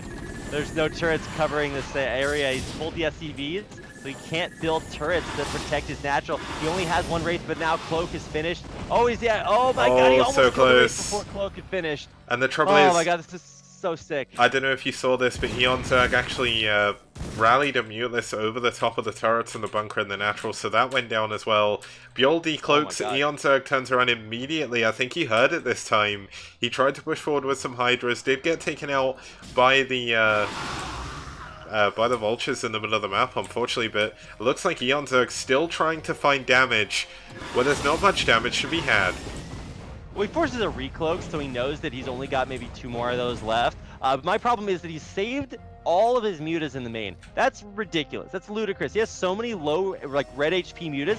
It would be better to fly away and not try to get damage done, because now you're just going to lose every Muta if you get chased away here. Oh my He's got an Overlord coming. Oh, but he's starting to lose Mutas because they're all so low. He's going to try to take out these raids, and he's got enough, but oh my god, he's hiding right outside vision range. Oh, ByuL's so good. This is not looking good for eOn, but this time, unlike the last time, there's not that many units back here to defend. The Hydra's pushing out onto the middle of the map. Does he have a lair? Well, he does have a lair, but does he have burrow? Getting burrow in this situation would be absolutely insane. There's no scanners. There's only a single bunker as well, so... I mean, there's going to be 3 Wraiths here. Wraiths do not help that much against Hydralisks. There's only 4 Marines in this bunker. The SCVs are actually defending the wrong bunker at the moment. And eOnzErG looks like he wants to push in. Is this going to be the move that wins in the game? Last time we saw it didn't work. He actually gets a huge kill on the bunker. The Marines all go down before they can get into the bunker. That's only 1 Marine. Yeah. There's an Overlord here. He can't use the cloaked raise to hold on. There is repair on the next bunker, but it goes down too, and there's only 1 Marine in it. Like you said, Kicks. Now there's a tank on the high ground here, and SCVs to block. And STP's pretty good at doing that, but there's just only one tank's DPS, and there's like a control group of Hydras pushing up. There is high ground. Oh, the tank's gonna go down! Oh my god! Is he gonna do it, Kicks? eOnzErG is definitely gonna do it. ByuL has lost too much. GG! And eOnzErG takes game number 2. Damn. Who needs a third hatchery? Please! Damn, what a sick game. Once again, eOnzErG is hitting right before these turrets are up. It's such a close timing. It is. And ByuL just barely manages to hold on, but this time, crucially enough, he had a much better job busting through the bunker. The repair wasn't enough. Yeah, damn, so eOnzErG ties up the series at 1-1. He does, and he takes it into game number 3, which is actually going to be on, I believe the final map is Tau Cross. I'm just making sure I've definitely got the replay, because I don't want to load the wrong one. But, yeah, where are we looking? At the screen, Kicks. I'm actually looking at Twitch chat. I see 57 beautiful people out there. Thank you so much for joining Christmas Kicks. Christmas Kicks Christmas and Kicks. Yeah, Kicksmas. Yeah, Merry Kicksmas. Kicksmas, everyone. For the STPL Christmas Cup, it's kind of a different flavor for. Oh, cool. It's a different flavor for STPL content because it usually is a team tournament with different players playing. This is just your straight up bracket. We've got best of 3s until the final, which is best of 5s, and really awesome players signed up. It's a $200 prize pool, which is still pretty high for online Brood War tournaments in 2018. So we did get a bunch of the best players out here to play, and that's why the games are so good. And as you can see, there is an there's a Match-Raynor code. Match-Raynor is finally back up. You can actually type in STPL CC for the Christmas Cup there in Match-Raynor to donate a free $1 to the prize pool, completely at no cost to you. So please do that. Every dollar will go towards the players' prize pool at the end of the tournament. That's obviously going to be finishing up tomorrow, but we're going to be heading into game number 3 here.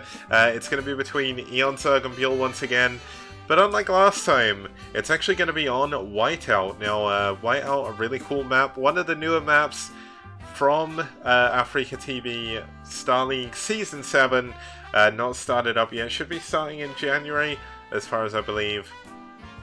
And it's going to be, pretty cool map, 3 players, high ground mains, low ground low ground nat even, and line of sight blockers, so kind of a cool map. Yeah, okay, so let's do it. I want to see game 3, Kicks. Yep, I'm just going to click the go button, then we can head on over and start game number 3.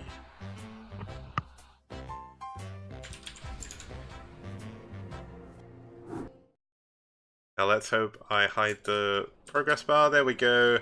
Starting us off here in the top right-hand spawn, we do have the Purple Terran fighting on the team Soul Gaming. It's ByuL. Oh, I keep hitting R instead of E for extra high. There we go. And his opponent in the red, the terror of the non-Korean StarCraft Brood War community. Anyway, whatever you want to call it, it's eOnzErG. Bringing it back with a sick Hydra bust following 2 add to me to play in game number 2 after almost the exact same strategy. Failed in game 1. He makes it work in game 2, and that's like, oh man, that's what, in the FGC you call that the salty run back. That's when you try something, it doesn't work, so you're just like, man, and then you try it again in hopes that it will work better the second time. Oftentimes it does not, but this time it did. And so in game 3 on a much different map, I'm excited to see how eOnzErG wants to play this one as well. Yeah, now Rapid, I do have a rhetorical question for you here. Is eOnzErG going to be putting the star on top of his Christmas tree, or is he going to be putting the ByuL if he can take him out here in game number 3? Stop it, Kicks. Nobody gets your dumb joke. ByuL means star in Korean, so ha ha ha ha ha ha ha ha ha. You're so funny. Wow. So funny. But this was a no bully zone, I guess. Anyway, no man, I would push you down in the yellow snow, Kicks. Anyway, I am actually going to visit young Kicks in what is it, a couple months? Yeah, a couple months for my birthday for a while. So we'll see if he lets me inside or locks me out in the cold. I think I'm doing my hair at that point, all for the month. It's like, wow, yeah, you don't have that much hair kicks. I don't know. Maybe I'll just like get the police to break down your door. I'll reveal your hiding position. Well, they won't need to. They've got the key, right? I mean, it is a jail, so. You have like 12 deadbolts on your door kicks. There's no way they're gonna get in with just one key. They need the green card key from EM12. Doom. Yeah. Good times. Anyway, this is going to be 12 hatch into pool. And then, or actually, he went a hash gas pool, yeah. Yep. So definitely a very economic opening. And for ByuL, he's gonna go for a 1 Rax expand. Yep, beneficial to ByuL this time as he did actually scout in the correct location this time to start with, so he's going to be feeling pretty good about that. It is a 3-player map, so he did have a 50-50% chance of getting that, but it allows him to skip the second Marine and get his command center up a little bit quicker. And this is going to be the first 1 Rax expand with Sin from ByuL so far, as he has been doing 1-1-1. And he's going into 2 Rax. Yeah, I love this. I love it. This is a reaction. A lot of times, if you get known as a 1 Rax or a 1-1-1 player, just like this just happened to Sharp in the KSL finals. Sharp is the quintessential 1-1-1 player. And Sulky pushed his face in. Yeah. Because he was so out of his comfort zone when he was forced into doing different builds. He kept trying 1-1, and just, no. Sulky just punched him in the face. And that is a direct result of both Sulky being an amazing player and effort showing that it's possible. Now, obviously, effort style is much different than Sulky's, but the idea is that if you are against a Terran player who's going 1-1-1, you can bust them up if you are good enough at playing aggressive and have the builds to make it happen. And so eOnzErG did get away with a little bit of a more economic opener, so he's got a couple extra drones, he's got speed on the way, as well as a lair. And as soon as these finish up, we get a chance to really see how he wants to play this. I'm guessing he's just going to go right back into 2-hatch Muta. Yep, that would not surprise me whatsoever. eOnzErG, a very big fan of 2-hatch in CVT.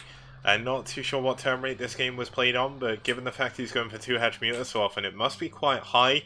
2-hatch Muta, obviously, and a low turn rate is very, very difficult for a Zerg player to pull off. So, looks like eOn going to try and push forward with some Lings. There is going to be a depot out here at the front to help all these off, so these Lings shouldn't do too much damage, but it looks like he's going to try. Fortunately enough, this is 2 Rax, and that's the biggest thing for eOnzErG to scout. He runs in with his Lings, sees a butt ton of Marines, and is just like, wait a second. Oh my god, he's got a lot of Lings He's actually here. going to try to go in for a surround here. There is surface. Oh my god, he gets it. Area. Is he going to kill off every Marine? No way! He does! He kills every Marine. There's nothing but medics! Yeah, there's only medics. This is huge, but the medics and the SUV should be enough to hold on, but eOnzErG juking and driving around this command center makes his way into the main. There's 2 fire bats, but these fire bats are going to be pretty useless against these Lings if they just keep running around them. Yeah, actually he dodged. Oh my, how is he? Oh my god, is he going to get the medics? These medics are worth their weight in gold. If you can kill the starting medics, it just means that there's nothing that you can do as a Terran player. You cannot push out on the map at that point. Because your army is just way too weak. Now he does get. Oh my god, how is the Zergling able? Oh god, I mean, wow. I'm used to how you trap Marines between buildings against Zealots. And I forget that Zerglings are tiny units, so damn. But still, tons of damage done with that. Yeah, and the Spire is up now. We did see him take out something like 10 Marines at this point. ByuL has 3 Marines to his name at this point in the game, and he doesn't have turrets. How is he going to be able to deal with these Mutalists when they come across now? The turrets in the main, in the natural, are going to start coming up now. But these Mutalists are already out. They're heading over to his base. There's 2 Firebats going towards the natural. This could be the big turning point. There's nothing to defend. Oh my god. No way. Is this really? Is this the other side? Is this... Oh my god. Is he going to kill... He's going to stim Firebats the natural and kill every single drone. Oh my god. There's already 2. He's going to try to kill this up. But you're running from stim Firebats, my man. Whoa! Oh my god, there's another... there's another Firebat. Oh, he fights it. That's a good choice. Thing is, yeah, I was like, where did that go? But he split them. Rapid, the fire bats didn't do that much damage, but that did give ByuL the time to get his third, his turrets up in his main, in his natural, and he's going to start to head into his tech soon. Bit, though. He's building 4 or 5 turrets in the natural. I mean, I guess he knows that this is still a big staple of the play, but I think you'd be probably. Oh wow, he's built 5 turrets in the main, 5 in the natural. Like At that point, you start macro behind it because that's 10 turrets you just made the guy make. Yeah, huge thank you to Chroniclers for the Twitch Prime sub, but eOnzErG has got the third base up and running now as well, so this is something you don't often see in TBZ, but ByuL is finding himself trapped in his base against eOnzErG. One of those mules is very low, one of them at half health now, does need to be a little bit more careful, but every moment that ByuL stays trapped in his base, the further and further ahead eOnzErG gets. Now this all comes down to that the beginning of the game with that links around on those Marines. If ByuL had all his Marines right now, he'd be able to push out onto the map, he'd be able to pressure, but it's something he's unable to do. Yeah, ByuL is adding on a 12th turret kicks. He is really, and it's the completely correct call, by the way. It might seem overly defensive, but this is kind of a weird style that you're starting to see from Zerg players, that they start with 2 hash muta, and they just keep reinforcing, they keep reinforcing, they keep reinforcing. If their muta's good enough over time, they can get some value off that. Now, there's just a lot of turrets here, so I don't know if... Something massive just happened. ByuL scanned the main, the natural, he saw no Hydra Den, he saw a Queen's Nest. He thinks this is going to be a 2-hatch Great Aspire. There's no reason for him to believe there's anything else. The drone saturation of the natural isn't very high. The muteless count has been continually increasing. And eOnzErG is masking what he's doing with absolute magnificence here as he gets this third base up. And honestly, Guardians are a completely great way to play this. They're not that bad on this map. If you look at the main base, you can actually put Guardians over the high ground and kill all those turrets. Really would be an amazing play, but he's completely hoodwinked ByuL at this point. Oh my god, he's not one of the medics. Yeah, ByuL is thinking this is a very different game than the one that eOnzErG is playing. Yeah, you can even see if you turn off eOnzErG's vision, ByuL has absolutely no idea about that bot middle base. And, I mean, he's still going to be trapped in the dark. eOnzErG gets another medic, and here we go, the Lurkers coming up, the mutas are sacking themselves, but all of the Marines die. ByuL's entire army is pretty much dead at this point, and he has nothing, no tech whatsoever to be able to deal with these Lurkers outside of the front of his base. We have double starport coming up now at the 9-minute mark. You're expected to have vessels by this point, pushing across the map with three tanks even, and that's something that ByuL doesn't have. ByuL finally scans again, still does not see the third base, actually scans for a third at the natural third base, but doesn't see it. So he is still completely in the dark. This is it, Kicks. We're going to run the Lurkers and the Lings forward. Lurkers going to burrow. Mutas are up there. A couple of the Lurkers die, but so many of them stay alive. They're going to be able to bust through even this bunker here, and all the SCVs are probably going to go down here too. So many spines. Lurkers killing everything. I think this is it. Yeah, this has got to be GG. ByuL is not going to be able to come back from this. He's taken so much damage. He's lost his natural expansion, and eOnzErG has his number completely. ByuL finally gets that scan off and sees the third base, and the light bulb in his head just flips, and he's like, damn, I got killed by a hidden base I didn't scout pretty much. And ByuL's gonna try and survive at the top of his ramp. He's gonna try and stay in with Micro until he can get vessels and dropships, but unfortunately eOnzErG is not giving him that time. He is slowly crawling up this ramp quicker than a 3-year-old crawls down to the Christmas tree to try and get a glimpse of Santa Claus. And things are not looking good for ByuL. He's getting a dropship so he can save his units from Lurker spines, but he's not going to be able to save anything else. Now, yeah, realistically, he's just DD dead at this point. Just like, maybe he can hold on inside of his main, but he just can't build any units anymore. They're dying as soon as they pop out. And there's more and more units coming in. He's not even morphing these Hydras into Lurkers either. He's just moving across the map now. Lings from every single angle coming in on Whiteout. And he does have a tank in his main base. ByuL is still trying to hold on with the few units he has. But unfortunately for him, the clock is ticking down. Yeah, while a broken clock is right twice a day kicks, the other times of the day it's just totally wrong. And so as Soul ByuL gets broken here, I think he's going to realize that perhaps now is just not the right time. Yeah, and this is going to be an instance of a foreigner taking out a Korean. eOnzErG advances into the round of 4 of the STPL Christmas Cup, and he advances in a very amazing fashion as well. So great work by eOnzErG there.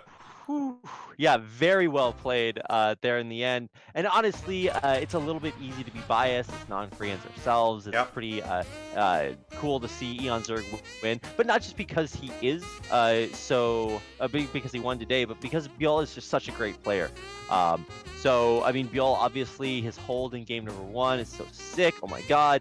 But unfortunately, because this is single elimination, he's gone. And eOnzErG advances on to the semifinals, right? And yeah, he does. And eOnzErG makes it into the money matches. So, obviously, the top 4, that's where the prize pool is distributed. Now, there is one more series left. We're going to go into TerrOr versus the winner of set 1, which was Scan, so it's going to be a TVT here to end out the night and end out day 2 before we get ready for day 3, which will be tomorrow with the 2 semi-finals. Currently, the way we're looking, we have, let me just triple check, I'm going to do that via my phone because I've already got everything open. But the first semi-final, I believe, is eOnzErG versus YSC. Yes, it is. So we're going to have, who is the other guy? Yeah, so Noob did advance in the round of 8 by walkover. Unfortunately, Jerry from iArcade did disappear. So Noob is going to be waiting for the winner of TerrOr versus Scan in the second semi-final. So let's get in to the next game in just over a minute, and we can get started with the final game of today.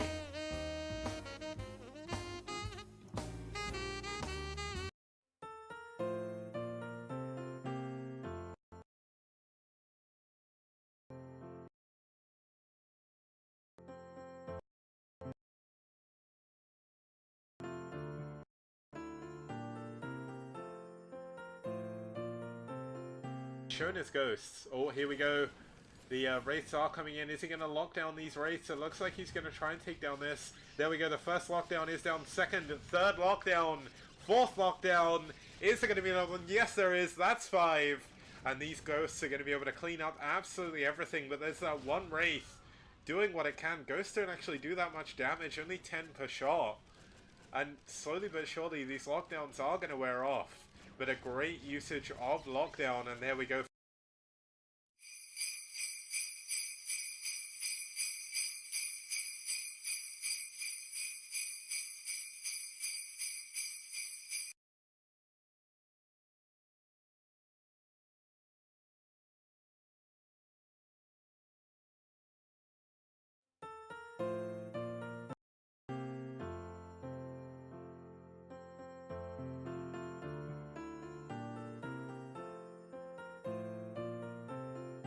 Analogy. And this, I mean, this is just probably the scariest thing in the game. This is a German, and you know, that's just how it is. Okay guys, welcome back to the STPL Christmas Cup.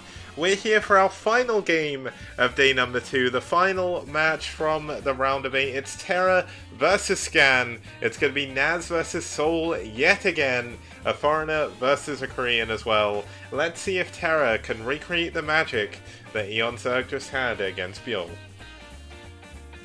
Yeah, I can't wait. This is going to be almost kind of the same situation as our last game. One of the best non-Korean players versus one of the best Korean players, but this time it's a TVT. So really cool to see a mirror matchup. And usually maybe people don't like mirrors as much as other matchups, but I mean, this is just going to be the purest way to see who is the better player here. Yep, and it's going to be starting us off here on Holy World SE, and our 4-player map, low ground mains, high ground everything else, or mid ground everything else I guess.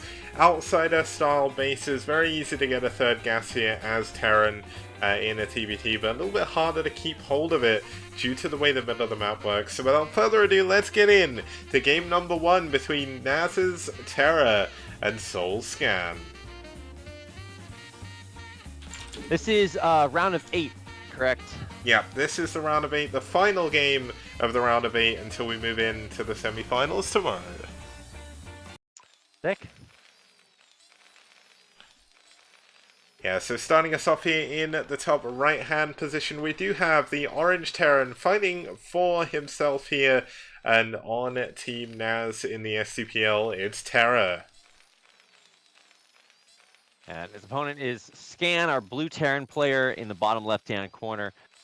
Ooh, this is gonna be sick. Holy World, man. This is, everybody talks about this map because you can infest the central command center, but I honestly think like the outside bases make a bigger difference, because if you remember when Outsider was a map, dropship play became very, very important, as it can be here, because you do have cliffs behind your mineral lines almost everywhere. Yep. So it can be very easy to shut down bases, easier than in other games. But you also have to not die to a big push, so, you know, there it is. Yeah, this is a really, really cool map. I'm glad we get to see a TBT here, just because it is such a wacky map. It's very open in the middle, but TBT, that isn't too much of a big deal. Obviously, modern vulture styles make it a little bit interesting, makes it a little bit harder to be overly aggressive with sort of tanks early on, because you've got to worry about backstabs. But, I mean, Scan, as you've said in the previous series we watched of him, he's very, very conventional with his play. He plays very slow and steady, and oftentimes he does win the race. TerrOr, a little bit more likely to play more aggressive, but I've seen TBTs of him versus Shiny and players like that in the past. He did a really good job. My favourite one of his games was, I believe it was TerrOr versus Shiny on, I believe it was Troy, and it was absolutely insane. It was a macro game. TerrOr very nearly won, but lost out in the very last seconds of that game, unfortunately, and it kind of tilted him for the rest of that final. That was back in the Clash for Char days in 2017. But TerrOr certainly has the caliber to do well in TBT here against some Korean players. Yeah, I honestly, this could have the potential to be almost just as epic, because it is cross spawns, and there's a lot of bases on this map. When it gets split in half, as a lot of TBTs do have happen. So if you split the map identically in half, you can say that there is 1, 2, 3, 4, 5, 6, 7, 8 bases on each half. That's quite a bit, and you know, they're not all gas bases, but most of them are. Yeah, they are. You actually have two. Actually, if you split the map in half, yeah, I guess you've got 6 additional gas bases. That's kind of insane. Obviously, yeah. It's only two mineral onlys at the corners. Yeah, so I mean, that's massive for TBT. Another map similar to this, obviously it's a 3-player map, so not as much gas. Something like Neo Moonglaive, where the sort of middle is a big, wide open area. We are going to have the disruption webs in the middle. Now, that didn't come into it too much in the TVP we saw on this map, or the ZBT as well. But in TBT, these disruption webs are actually kind of annoying. You're going to have to plant your tanks around the edge of them. It's going to limit where you can put your siege lines. And obviously you have this neutral command center in the middle, just sort of blocking a little bit of area. Yeah, it's kind of awkward when it comes to, is he attacking with the STV? No, it's just chilling there. Okay. It's like, they won't find me if I hide here. I think I'm a neutral STV, it's all good. Yeah, building neutral buildings, yeah, okay. Now, the one big thing in this game is TerrOr is actually going for lots of Marines and a tank. Now, this isn't normal for a TBT. No, very not normal. Vultures kind of kill Marines, Kicks. And you know what else is weird about this game? We actually got Scan going for 2-port Wraith. Now, Scan is pretty well known for his Wraiths, especially when you watch him stream. I know he doesn't stream as much anymore due to the fact he's in the military, but before he did a really good job. Now, when you go for 2-port Wraith, you skip a lot of other units, And Marines do shred Wraiths pretty hard. He's continuing to add on Marines. He's got a second tank coming in, and he's pulling SCVs with this as well. This is going to be a well-timed, possibly well-executed all-in coming in here from TerrOr. There's not really too much he can do behind this to transition out. He's going to be very, very far behind. He's going to try and get a natural. But it's all going to be up to how much damage he can do, how much damage he can limit on himself as well. And it's going to be a while before Cloak's done, so these Marines are going to be pretty strong. More importantly, it's going to be a while until they have range, and Raids outrange Marines. So he can micro against this, right? It's hard. Oh wow, Scan's actually going to push up with his own Marines, his own tanks. And when these Marines of Scan go down, TerrOr is going to lose his tank. He's actually not going to have anything that can shoot up. And he's going to have to go home now with his tail between his legs. Didn't manage to get it. He is going to get his command center up before Scan is. But there's 4 Wraiths on this map that he's going to have to find an answer for. So Rays have range 5 and unupgraded Marines have range 4. Yeah, that's exactly what I was expecting. I didn't know if Rays range was 4 or not, because they just fire very short range. But yeah, either way, this is critical mass of Rays. Like you can't hold on against this without turrets. Yeah. And he's gonna lose all of his Marines, and then he won't. Oh, he did let the engineering bay finish. Ah, wow. So yeah, turrets are going to be coming up here, but I think before that happens, there's 5 rays, 4 rays, something like that. He's actually going to target down the turret itself and kill it off. So I think this might start to be the beginning of the end, Kicks. Yeah, now that's watching Scan do that is really important if you're a new player to TBT. If you're going raids like this, I wouldn't really recommend it when you're first starting out, but if the other player is building turrets, it's actually better to kill the turret than it is the SCV, because the turrets cannot be repaired. They go down, they take it. I don't think it's like Warcraft 3 where they take additional damage when they're building. They do not take additional damage, but they take a lot. SCVs can be repaired and turrets cannot. Also, building turrets have less HP than SCVs, and they build at a rate where if the turret is just started, you should target the turret instead. Anyway, all that to say, good decision making by Scan. He's done critical damage, and now these raids are going to move around the map and kill everything, especially if these 2 tanks in the middle die. That's all TerrOr's got. Yep, now TerrOr's actually done a pretty good job microing against the tanks of Scan, but he's going to be 2 tanks against 3, one of them heavily damaged, one about halfway as well, so Scan's still going to try, or TerrOr's still trying to find some damage where he can. He does get one of the tanks, that was the heavily damaged one, and it looks like he will get another one. That's not going to be enough. GG! And Scan takes down TerrOr in game number 1. Yeah, that's one of those, not a coin flip, but you're putting all of your eggs in one basket, right? If that push works, sweet. If it doesn't, you kind of get killed. I like the Marines in a different world against a better player, or against a worse player. You can actually use those as defense against the Rays, but Scan's Rays micro was so good. Picks off the Marines, kills the push, goes across the map, wins the game. Really well done there by Scan, and I think TerrOr's really gonna have to step it up in game 2. He is. Now, I'm hosting that replay. We're going to be heading into El Nino as our next map, so let me just bring that up on stream as well, just to show that off quickly. And just in case some of you guys haven't seen the map before, 3-player spawns, 12, 4, and 8 o'clock. Is yet again another snow map, kind of based on Outsider. You do have those kind of bases in the top right, the top left, and bottom middle. You can either take the mineral only on one side, or you can float a command center over in TBT, or even glitch an SCV through, drop one through with a dropship as well to take that extra gas. It doesn't have the double gas bases like on Outsider, so that was one thing that was changed, and that was due to lessons they learnt while making Outsider as well, because getting that double gas in Outsider was pretty good. Yeah, okay, well, I'm ready to go, Kicks. Perfect. So we're going to load up the replay. We're going to get into game number 2 here. It's TerrOr versus Scan on El Nino.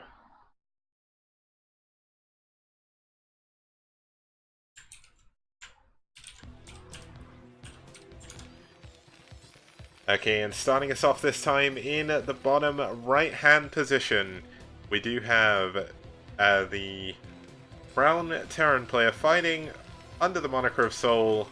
It's going to be Scan. And his opponent in the other side of the map as purple. This is TerrOr. Terran, if you want to watch him on Twitch, that's his ID. He streams quite a bit. Scan used to stream quite a bit, but he's in the army now.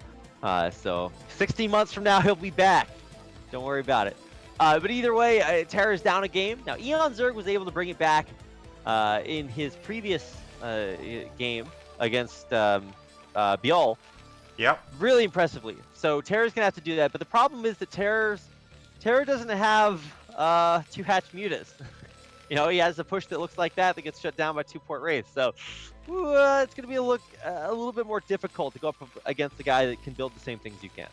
Yeah, it's always worrying to do that kind of push. I mean, if it works, it kills the opponent. If it doesn't, then you're really, really far behind. Unfortunately, Scan with his micro did manage to take that down. I'm not really sure that build is really engineered to counter 2-port Wraith, but it's certainly there to try and stop people from kind of skimping out on a lot of units, and that's one thing that Scan doesn't really do. He even walled in as well, so even if the Wraiths weren't there, it would have been very, very difficult for Terror to really do too much. Yeah, you are correct. Whew. So let's see how this game is going to work. Obviously, no 14 CCs. No 14 CCs. I got my fingers crossed kicks. Alright, we already have our barracks down, so yeah. Justice is served. None of these dirty command center first players. That's just so heartbreaking when you've made a decision to play like a more reserved normal game and you scout your opponent and you went for a fast mining building. It's so annoying. Anyway, my pet peeve, but this time it's going to be identical builds for the foreseeable future. Yeah, and they're even pretty identical on minerals as well. I've been kind of watching the mineral count go down. Looks like they both built their gas at pretty much the same time. Terra actually got his ever so slightly faster, but that does mean that Scan is slightly ahead mineral wise, so he does have an extra SUV mining. But looks like Terra gonna scout to the wrong location. Scan gonna scout there as well, so both of them not gonna get too much information early on. I mean, barracks for both players are about to finish up, and things are looking pretty normal. I think they're going to look that way for a while, Kicks. Yeah. Honestly, the only thing that we don't have is a supply depot. Okay, there it is. Yeah, Terra a little bit slow on his supply depot, but you know, whatever. It's not really going to matter. He'll be a supply block for like a second. But the bigger issue is, let's see how many SUVs on gas. There is 2 on gas for Terror, and I think only 1 on gas for Scan. Yeah, there's definitely 1 for Scan. Terra's down to 2. I mean, I have seen a mix of both of these come from pro players in Korea, so I'm not 100% sure on the exact meaning behind both. Terra obviously going to have a little bit of extra gas. His command center going to possibly be a little bit later, but I've seen mine go for this style where you go for 2 guys in gas. I mean, I definitely think we're going to see Terra not go for a 2-fac, but it is a possibility. Well, the big thing is you don't scout 3 in gas, you don't scout 2 starport Wraith, right? That's what he died to in game number 1. So he knows that it's at least not that. Both players actually did get scouts in their opponent's base, which is kind of unique because you know, it's a small ramp. You can block it with I think 1. Actually, it's not tight to 1 Marine. Oh my god! So could we have a SCV going in the middle? They're both on 1 hit away from death. Oh no! Okay. Yeah, they actually no. One 2, has 7, sorry. one has 6, sorry, so they 2 wouldn't have hits. killed each other. Yeah, but anyway, it would have been sick to see that. You could have microed it. You're right, but this is just gonna look very, very similar. Although one big difference, big divergence here is that Scan is going for another command center on location, whereas his opponent is choosing to. Oh, actually, they're both going for command center. He started it right as I mentioned that. The starport. Yeah. Okay, that's what we're talking about. Starports. I mean, with the command center, what Terra is doing is really inefficient, and the fact he went for that later... the fact he went for the extra gas obviously gets the starport up earlier, but I definitely would have liked to see the command center on the low ground. Obviously, it's not too much of a big deal, but it is going to be like 5 or 6 extra seconds mining that Scan is going to have that Terra isn't, and it's minuscule things like that that really start to add up, especially in mirror matchups, as things start to get a little bit more out of hand as the game goes on. Well, the game is going to go on at least for a little bit, but maybe not for TerrOr. He's going to be way behind on his expo. What is he even going to do with the starport that he needed it that quickly? Drop, most likely. Oh no, he's going to go into a Wraith. You would think that, right? But you know that your opponent has at least 2 factories, so they should be okay there. Well, he's made the decision. He's gonna go 4 cloaked wraiths off of 1 port. Now, this isn't the most standard build these days. Obviously, it does actually get beaten by 2 port wraith just because you have less air units, but it is pretty good against 2 factory if it's not scouted. Now, Scan didn't actually see that. He did only see 1 factory, but didn't get a full scout on the main, so that's something. The command center is actually going to go in. Maybe hiding the command center was to kind of throw Scan off as well. It's not necessarily just because he wanted to keep it safe. But it does get scouted regardless, so things are kind of normalizing once again. Well, let's see what Scan's Vultures can do. I think they're going to be able to... Oh, well, he's firing at the barracks with the Wraith, so that's not going to be a surprise. Weird that he would go for a Wraith, use it to shoot a command center, and then also get cloaked for it. Okay, I mean, he's building a second one. He's going to push the barracks away at least. Natural's up, it's just way behind Scans. Yeah, and I mean, the 3 vultures that came in, they didn't actually manage to kill anything, but they did delay that command center even more. Scan still doesn't have a second gas though, so he is going to be going for a heavy vulture style here. The barracks of TerrOr are going to go down eventually to these Marines. But I mean, the Wraith count is eventually going to slowly start to build up, and TerrOr's actually doing a pretty good job. He's starting to wall off with an engineering bay here, with his tank. He knows that a large number of vultures are going to be on the way. He saw the 3 factories, and things are actually looking pretty up for him at the moment. He's not that far behind in supply, and he's doing an okay job. Oh, you mean TerrOr, right? Yeah, TerrOr, sorry. Okay. Well, anyway, you're right. It's not going to be as one-sided immediate defeat as we saw in Game 1, and I think that's, you know, it's a net positive, especially for TerrOr. Now let's see how much damage this Wraith can get done. Is he going to delay the Academy? Just by a little bit. It takes ages for Wraiths to kill SCVs. And especially if there's a Marine there, he's going to have to really kind of respect that. Oh, he needs to pull the Wraith back. He's not showing Cloak yet, though. This is really clever. There's going to be some Goliaths pop out, and then he's going to Cloak. Okay, he's going to Cloak now. He's going to delay the Academy, though. This means there's going to be no way of scouting for these Wraiths at the moment. He does have a decent amount of Cloak energy on them as well, so... I mean, TerrOr's doing a decent amount of damage. I mean, one of the best counters to Wraith Harass is just repairing your SCV, because it just takes them infinity longer. He actually did not delay, or what I'm trying to say is the Academy already finished, or barely finished, so we're going to have a scanner on the way. This is some decent damage. It is. The Vultures have actually been pulled back. He did lay some mines outside the front, but, I mean, he is going to have to be careful. One of his Wraiths is going to run out of scan energy soon. He doesn't really want to lose these, but he's tied up the supplies, and that's despite the fact Scan has 3 factories, 2 additional factories over him, so really well done by TerrOr. Oh, look at this. 12 o'clock kicks. Oh. It's high noon. Scan going for a couple of ports of his own. He's going to try to turn this one back around. He's also getting Goliath range. Of course, the Goliaths are already out. But I think Scan is thinking to himself, how dare you? This is like when, in 300, when Xerxes has his, the spear, like, cuts him on the cheek. It's like, how dare you, you know, show that he could bleed. Just, I think that Scan is going to have a similar reaction here, going for 2 ports of his own. Yeah, I mean, this is actually quite a common response in TVT. Oftentimes you have those weird moments where basically one player will go for 1 port, you know they've got 1 port, they go Cloak, they do a little bit of damage, but then you get Scanners. And then you basically just out-Wraith produce them, because you've got Scan, you're going to have a higher Wraith number eventually, and you've also got Goliaths on the ground, which is something that TerrOr doesn't have. And he doesn't have his own scanners yet, so without any vision out on the map, without any way of scouting for anything, like any kind of shenanigans, TerrOr is going to be completely in the dark, and he's not going to have a single bit of detection if that's what Scan goes for.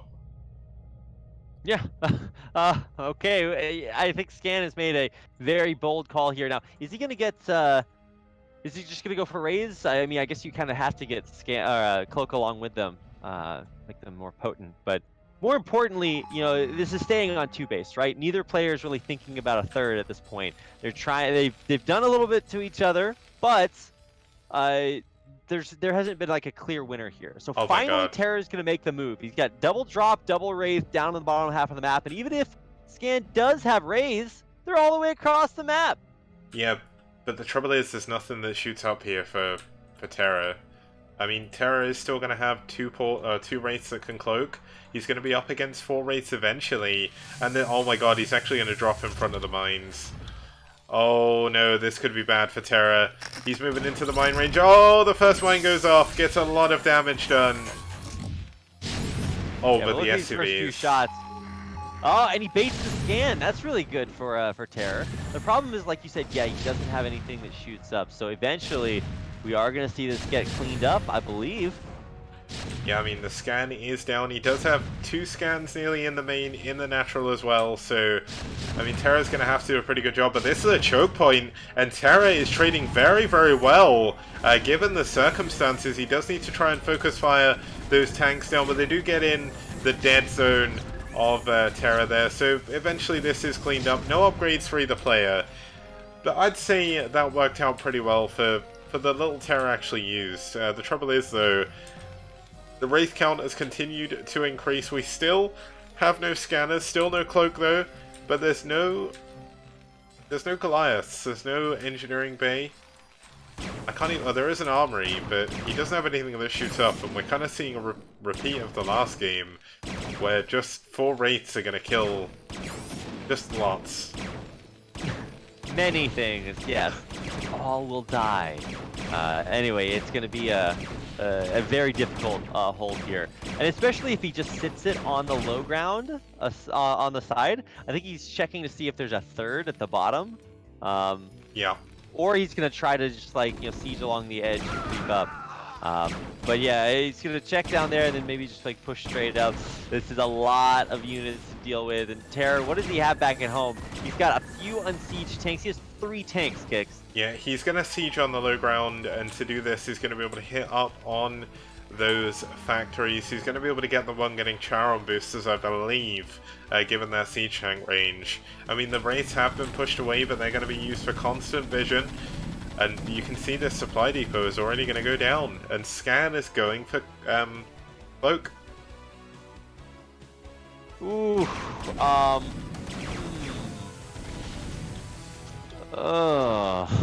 I don't have a lot to say about this because it's just, it seems kind of one-sided at this point. The 2-port Wraith is really kicking in. More importantly, the ability to not have to scan because you've got the air control, huge in TVT. And usually you see Rays become more impactful later on, but now they're actually just having, this actually reminds me a lot of StarCraft 2 TVTs, where having air control in tank battles is super important. I thought I had that set. Yeah, so did earlier. It's just someone said that it seemed a bit slower, so I'll just check that. But that does make a little bit more sense. But either way, probably why. But yeah, all I was trying to say is that air control in TVTs is super, super important, especially when there's high ground versus low ground to get the vision. Yeah. And I mean, Scan isn't pushing in too quickly. He's not showing all his cards too soon. TerrOr is still in a pretty well-defended position, but he's not going to be able to get a third very easily. Scan has this extra gas mining. He's actually only mining there with... Oh no, he's got 3 SCVs on there finally.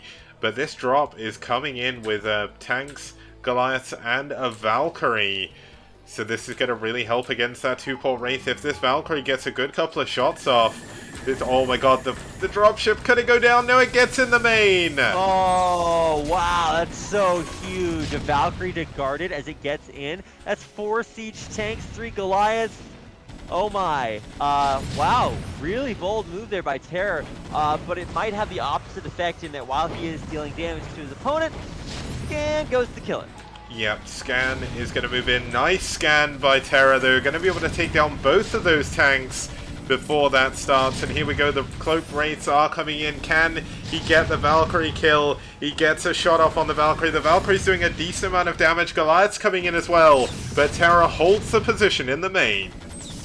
Yeah, and he's also got position over the gas as well at the third. Yeah, that's a really strong position to be in. He can deny that, and he will here pretty soon. Continue to kill SCVs when we got 8, 6, 4, 5, 1, 2, 1. Oh. Add up those numbers, and it's going to be a lot. It's a really good drop here by TerrOr. A couple of those Rays ran out of energy. Needs to scan, needs to scan, needs to scan. Actually, the SCV's doing a good job clearing up some of these tanks, but the Goliath still alive here, still dealing with these Rays. Yeah, now it looks like TerrOr did try and push out the middle, knowing that Scan pulled a lot of units back, but not getting the best of breakouts. Does look like he will eventually break out, but he's lost a lot. But TerrOr with the supply lead here in game number 2. The Wraiths unable to do anything. The drop has finally been cleaned up, but Scan lost so much. He lost so many SCVs, and more importantly, he had 2 of his gases denied for a very long time.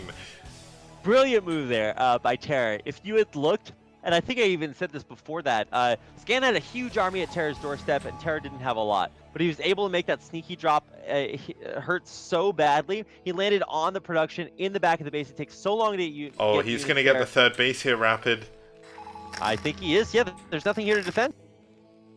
All the tanks coming up. They're going to be walking into mine. Scan is forced to siege too far back. And the third base looks like it's going to go down. The SCVs have been pulled. Good move by Scan. He knows they're going to die anyway. He just wants to get as much damage down on these tanks as possible. But he's unable to move in to defend this base. And things are looking a little bit crazy. There's no third base. And so Scan's like actually maybe oddly okay losing this. Because he realizes, hey, wait, my opponent doesn't have a third base. I can get this southern third base up. And he can even float it to the inside too, and maybe throw up some turrets to be safe from drops. But the idea is that he's going to take a look at the economic situation and say, well, that sucks, but I'm still in the game. I've still got army mining production, and I think he's going to try to hang on and make a move of his own to cancel TerrOr's third. Yeah, it's kind of crazy in the way this game has worked. Scan obviously had the factory count earlier. Now TerrOr has that advantage. TerrOr actually found the 2 ports with the dropships. There's actually turrets defending his tank line here above the third. Now, we are going to see this command center land at that additional gas base. He is going to have to build a... wow, he's actually not going to land it. He's just going to keep floating it. And I mean, TerrOr moving forward in a little bit of an awkward situation, but TerrOr's breaking out of the bottom of his base as well. Scan forced to move back. Wow. So Scan's pushed back a little bit, and I think that's a realization that he knows that he's in a good spot, but he's still got to hang on a little. Losing that base sucks, but he did have an extra base on his opponent, so that's kind of the bare minimum that TerrOr needed to do. So now TerrOr gets to stay alive. He's on a third base. It is a mineral only, but so is Scans. So the real victory there in that takedown is that it denies Scan the gas advantage. Yeah, now we actually have TerrOr expanding to 2 mineral-only bases at once. He's not going to be able to get another gas for a little bit. He's moving forward. He's going to use his extra minerals for some extra Goliaths, some extra Vultures as well. And it looks like Scan is finally going to be able to take out the forces that were attacking his third. Now this command center has finally landed. Still no SCV over there to repair. But he is going to start building them. But I mean, TerrOr has a lot of units in the middle of the map. Scan does not actually have that many tanks over here. Is he even going to be able to hold on against the push? Well, TerrOr is mass-producing Goliaths. He's actually stopped tank production. So he is just going all in on Goliaths, which is weird, because you do need a high tank count. I guess, okay, he's actually got a ton of tanks, so never mind. And also, delay that order. The main reason is purely because he doesn't have the gas base. He needs another gas base to continue tank production. He knows his gas is going to be a lot lower. The 2 ports have stopped producing Wraiths now for Scan. He knows that he's down on gas. He has to put everything he has into those tanks. Now looking at the upgrades, 1 attack for Scan, no upgrades for TerrOr. But Scan, does he know that TerrOr's coming in? He scans, much to the moniker of his name. But is there... oh my god, that mine! Oh my god! How did that mine not die? Goliaths are so good at killing mines, so for one to go off right there, insane. Huge connection there, but TerrOr still has overwhelming odds. But look at these tank shots. Scan is getting a lot of good connections. He is. That's a lot of tanks for TerrOr to be using. TerrOr with a relatively big bank, maybe relying a little bit too much on this push. The Wraiths are actually forced away for now. There's no turrets anywhere, but Scan finally going to add some. Going to need to, TerrOr going to add some. Going to need to repair some of his tanks as well. But TerrOr is coming back in the game. He is definitely coming back into the game. He does have a one base advantage, considering that, okay, he just now made it in 3 SCVs. Oh my god, the Valkyrie survives. But yeah, the Valkyrie has been huge for TerrOr. I can't believe that's honestly still alive. It's still kind of crazy to me. 2 armor, man. Who made that decision? I mean, people still don't use them, so I'm glad to see they're getting some use finally. My favorite unit in the game, because I'm a weird person. But the extra gas base from Scan gonna kick in. If they were in StarCraft 2, Fantasy could build them. But, I know. You know. Don't remind me. This was the no bully zone. You're going on Santa's noise. Well, some vultures are bullying that SCV at the 12 o'clock, and TerrOr's gonna scout the 2 ports up there as well. He scouted those before, but yeah. Yeah, well, I mean, he's gonna kill the SCV. That's the biggest part. Anyway, Scan, you can see he's trying to make this big tank line up the middle of the map, but he doesn't. I don't think he has enough tanks to hold this. If TerrOr wants to push through, or especially push down to that southern base, that you could shut down 2 command centers with just one little drop, and drops through would have been so effective for TerrOr this game. You know, I mean, this game is starting to hit those realms of kind of insanity, where TerrOr's got a lot of units. Scan is spread very, very thin. Scan relying a lot on vultures and mines at the moment. I mean, it worked really well for him before, but TerrOr really needs to start securing more gas bases. He's still only on 2 gas, and they're about to start depleting. I mean, the main gas is probably depleted already. Yeah, it is. So, I mean, TerrOr's only on 1 gas. I mean, TerrOr's going to start moving SCVs to all the tertiary bases to try and do something, but Scan is going to be able to secure this other main. And with that other main and the natural security, he's going to be able to get 2 additional gases.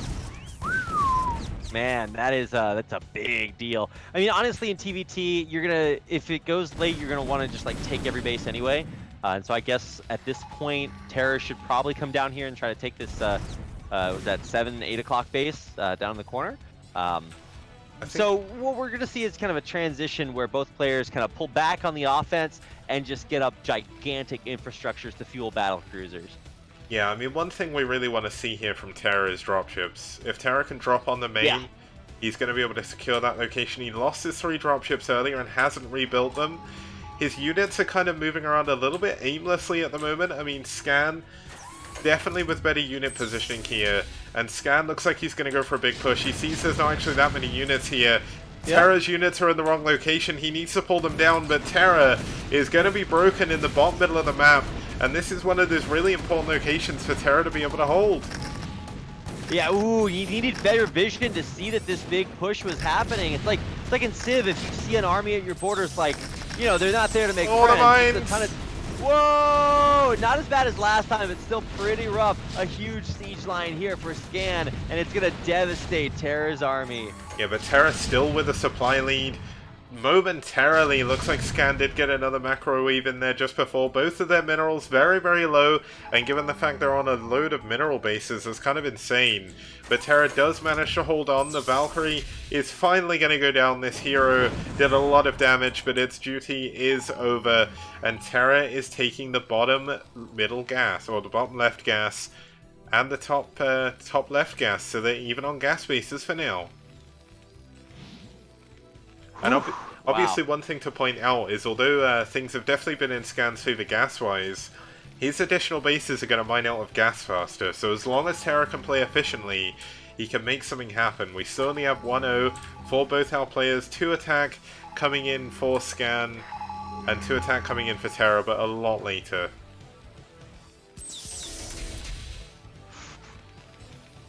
I'm just sitting back. This is going to be one of those longer games. I think Scan is starting to pull ahead with big moves, like securing gases earlier, like making that big push to shove TerrOr back to his side of this line of sight blocker in the middle. Yep. But I think that the ability to control this 12 o'clock base could be what the game comes down to, because it is a 3-player map, so that means you can't split it as evenly as most TVTs would like to. Yeah, and the thing is, TerrOr finally has some dropships, but the trouble is they're a little bit too late. I mean, we see Scan was moving up to secure that other main, but he's a little bit worried there's a lot of tanks up there. He's going to have to send his race in first, going to see that this is clear. But it looks like Scan is going to try and move forward and cut TerrOr off from this top right-hand base. Whew. This is going to be a very pivotal kind of moment. If Scan can control this bridge, then he cuts off an entire third of the map, essentially. Yeah. And he can go take that 12 o'clock base. It's just gigantic. So this is the big moment. If TerrOr can stop this push from Scan, he's gonna be in a great spot. But that's a lot of siege tanks. Can he get the vultures on top of the tanks far enough? He's got a lot of tanks himself. The siege mode is there. It's good, but I mean, just look at how many tanks that is. That's like a full control group of tanks for Scan. Yeah, unfortunately, it looks like that was the straw that broke the camel's back there for TerrOr. TerrOr, for some reason, didn't try and lay any mines down. And I mean, this is, as you say, 12 tanks against 2 for TerrOr. TerrOr does have these tanks down the bottom, but Scan still has his tank line here as well. And Scan is going to scramble back, but he's got very little that actually shoots up again. And suddenly these Wraiths that have lost their value for most of the game are suddenly very, very valuable again. Oh, and there's no anti-air at these side bases. Oof. Okay, well, that lack of anti-air is going to be a big deal, because now every SCV up here dies. Honestly, maybe TerrOr has maybe a little bit too many SCVs at this point, but losing them still sucks. TerrOr's down 50 supply at this point, so you're going to need every little bit that you can have. And it's just to be rougher and rougher. Yeah, here we go. Scan is pushing through the bottom middle as well. He is going to try and aim for the jugular here. If he cuts TerrOr off from the bottom middle gas, that is going to be game. TerrOr is so far behind positioning, just getting ahead of, or just falling behind a little bit with Scan there. And that was really the major component of how TerrOr lost this game. But TerrOr should be so proud. GG! Scan takes down TerrOr and becomes our 4th semi-finalist in the STPL Christmas Cup. Wow, this is really really awesome. You're starting to see why Scan is such a good player. He can play those long macro games, and he knows exactly where to strike and when. Very, very well played. But TerrOr, oh man, he had such a huge comeback with that drop in Scan's main that almost got him a win in Game 2. Yeah, now, I mean, one thing I just want to say, obviously, this is the closing game, but this harks back to the games that I saw of TerrOr versus Shiny. TerrOr did an incredible job in them. Then suddenly at one point he gets out-positioned once, and it kind of snowballs. But I mean, TerrOr, to get that far against Scan, to do that well in a macro game against Scan as well, he should be immensely proud of that, and he's certainly a player that you need to watch out for. I know that he got kind of cheesed out the BSL by Kogut, but don't sleep on TerrOr, guys. He is one of the 2 best players in Peru, one of the 2 best foreign Terrans, well, one of the 3 best foreign Terrans as well, and certainly a name you should look out for in STPL round 3 and 4. Yeah, it'll be coming up soon, so don't worry. There will be more STPL, and I guess the finals are tomorrow. They are. So the STPL Christmas Cup is going to conclude tomorrow with our 2 semi-finals. It's going to be ByuL, no, it's going to be eOnzErG versus YSC, and then it's going to be Scan versus Noob. So 3 Soul players in the top 4, and eOnzErG as well, knocking out ByuL to make it there. It's going to be a lot of fun. Hopefully you guys had a great time this evening, and once again, thank you very much, Rapid, for casting with me. No problem. Good to be here. Can't wait for the finals. I think they're going to be really, really, really good games. Yeah, so see you guys tomorrow. Ciao. Just before I go, I'm going to raid someone first before I turn off the stream. I always forget, so hit the raid button when this comes up. Let's see who else is playing.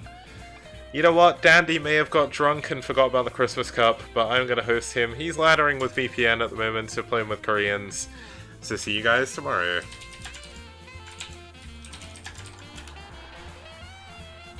Yeah, just hit that raid button, and then we'll raid Dandy.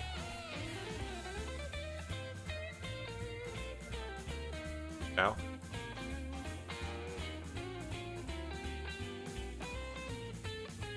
Cheers, man. Oh yeah. Okay, I'm super.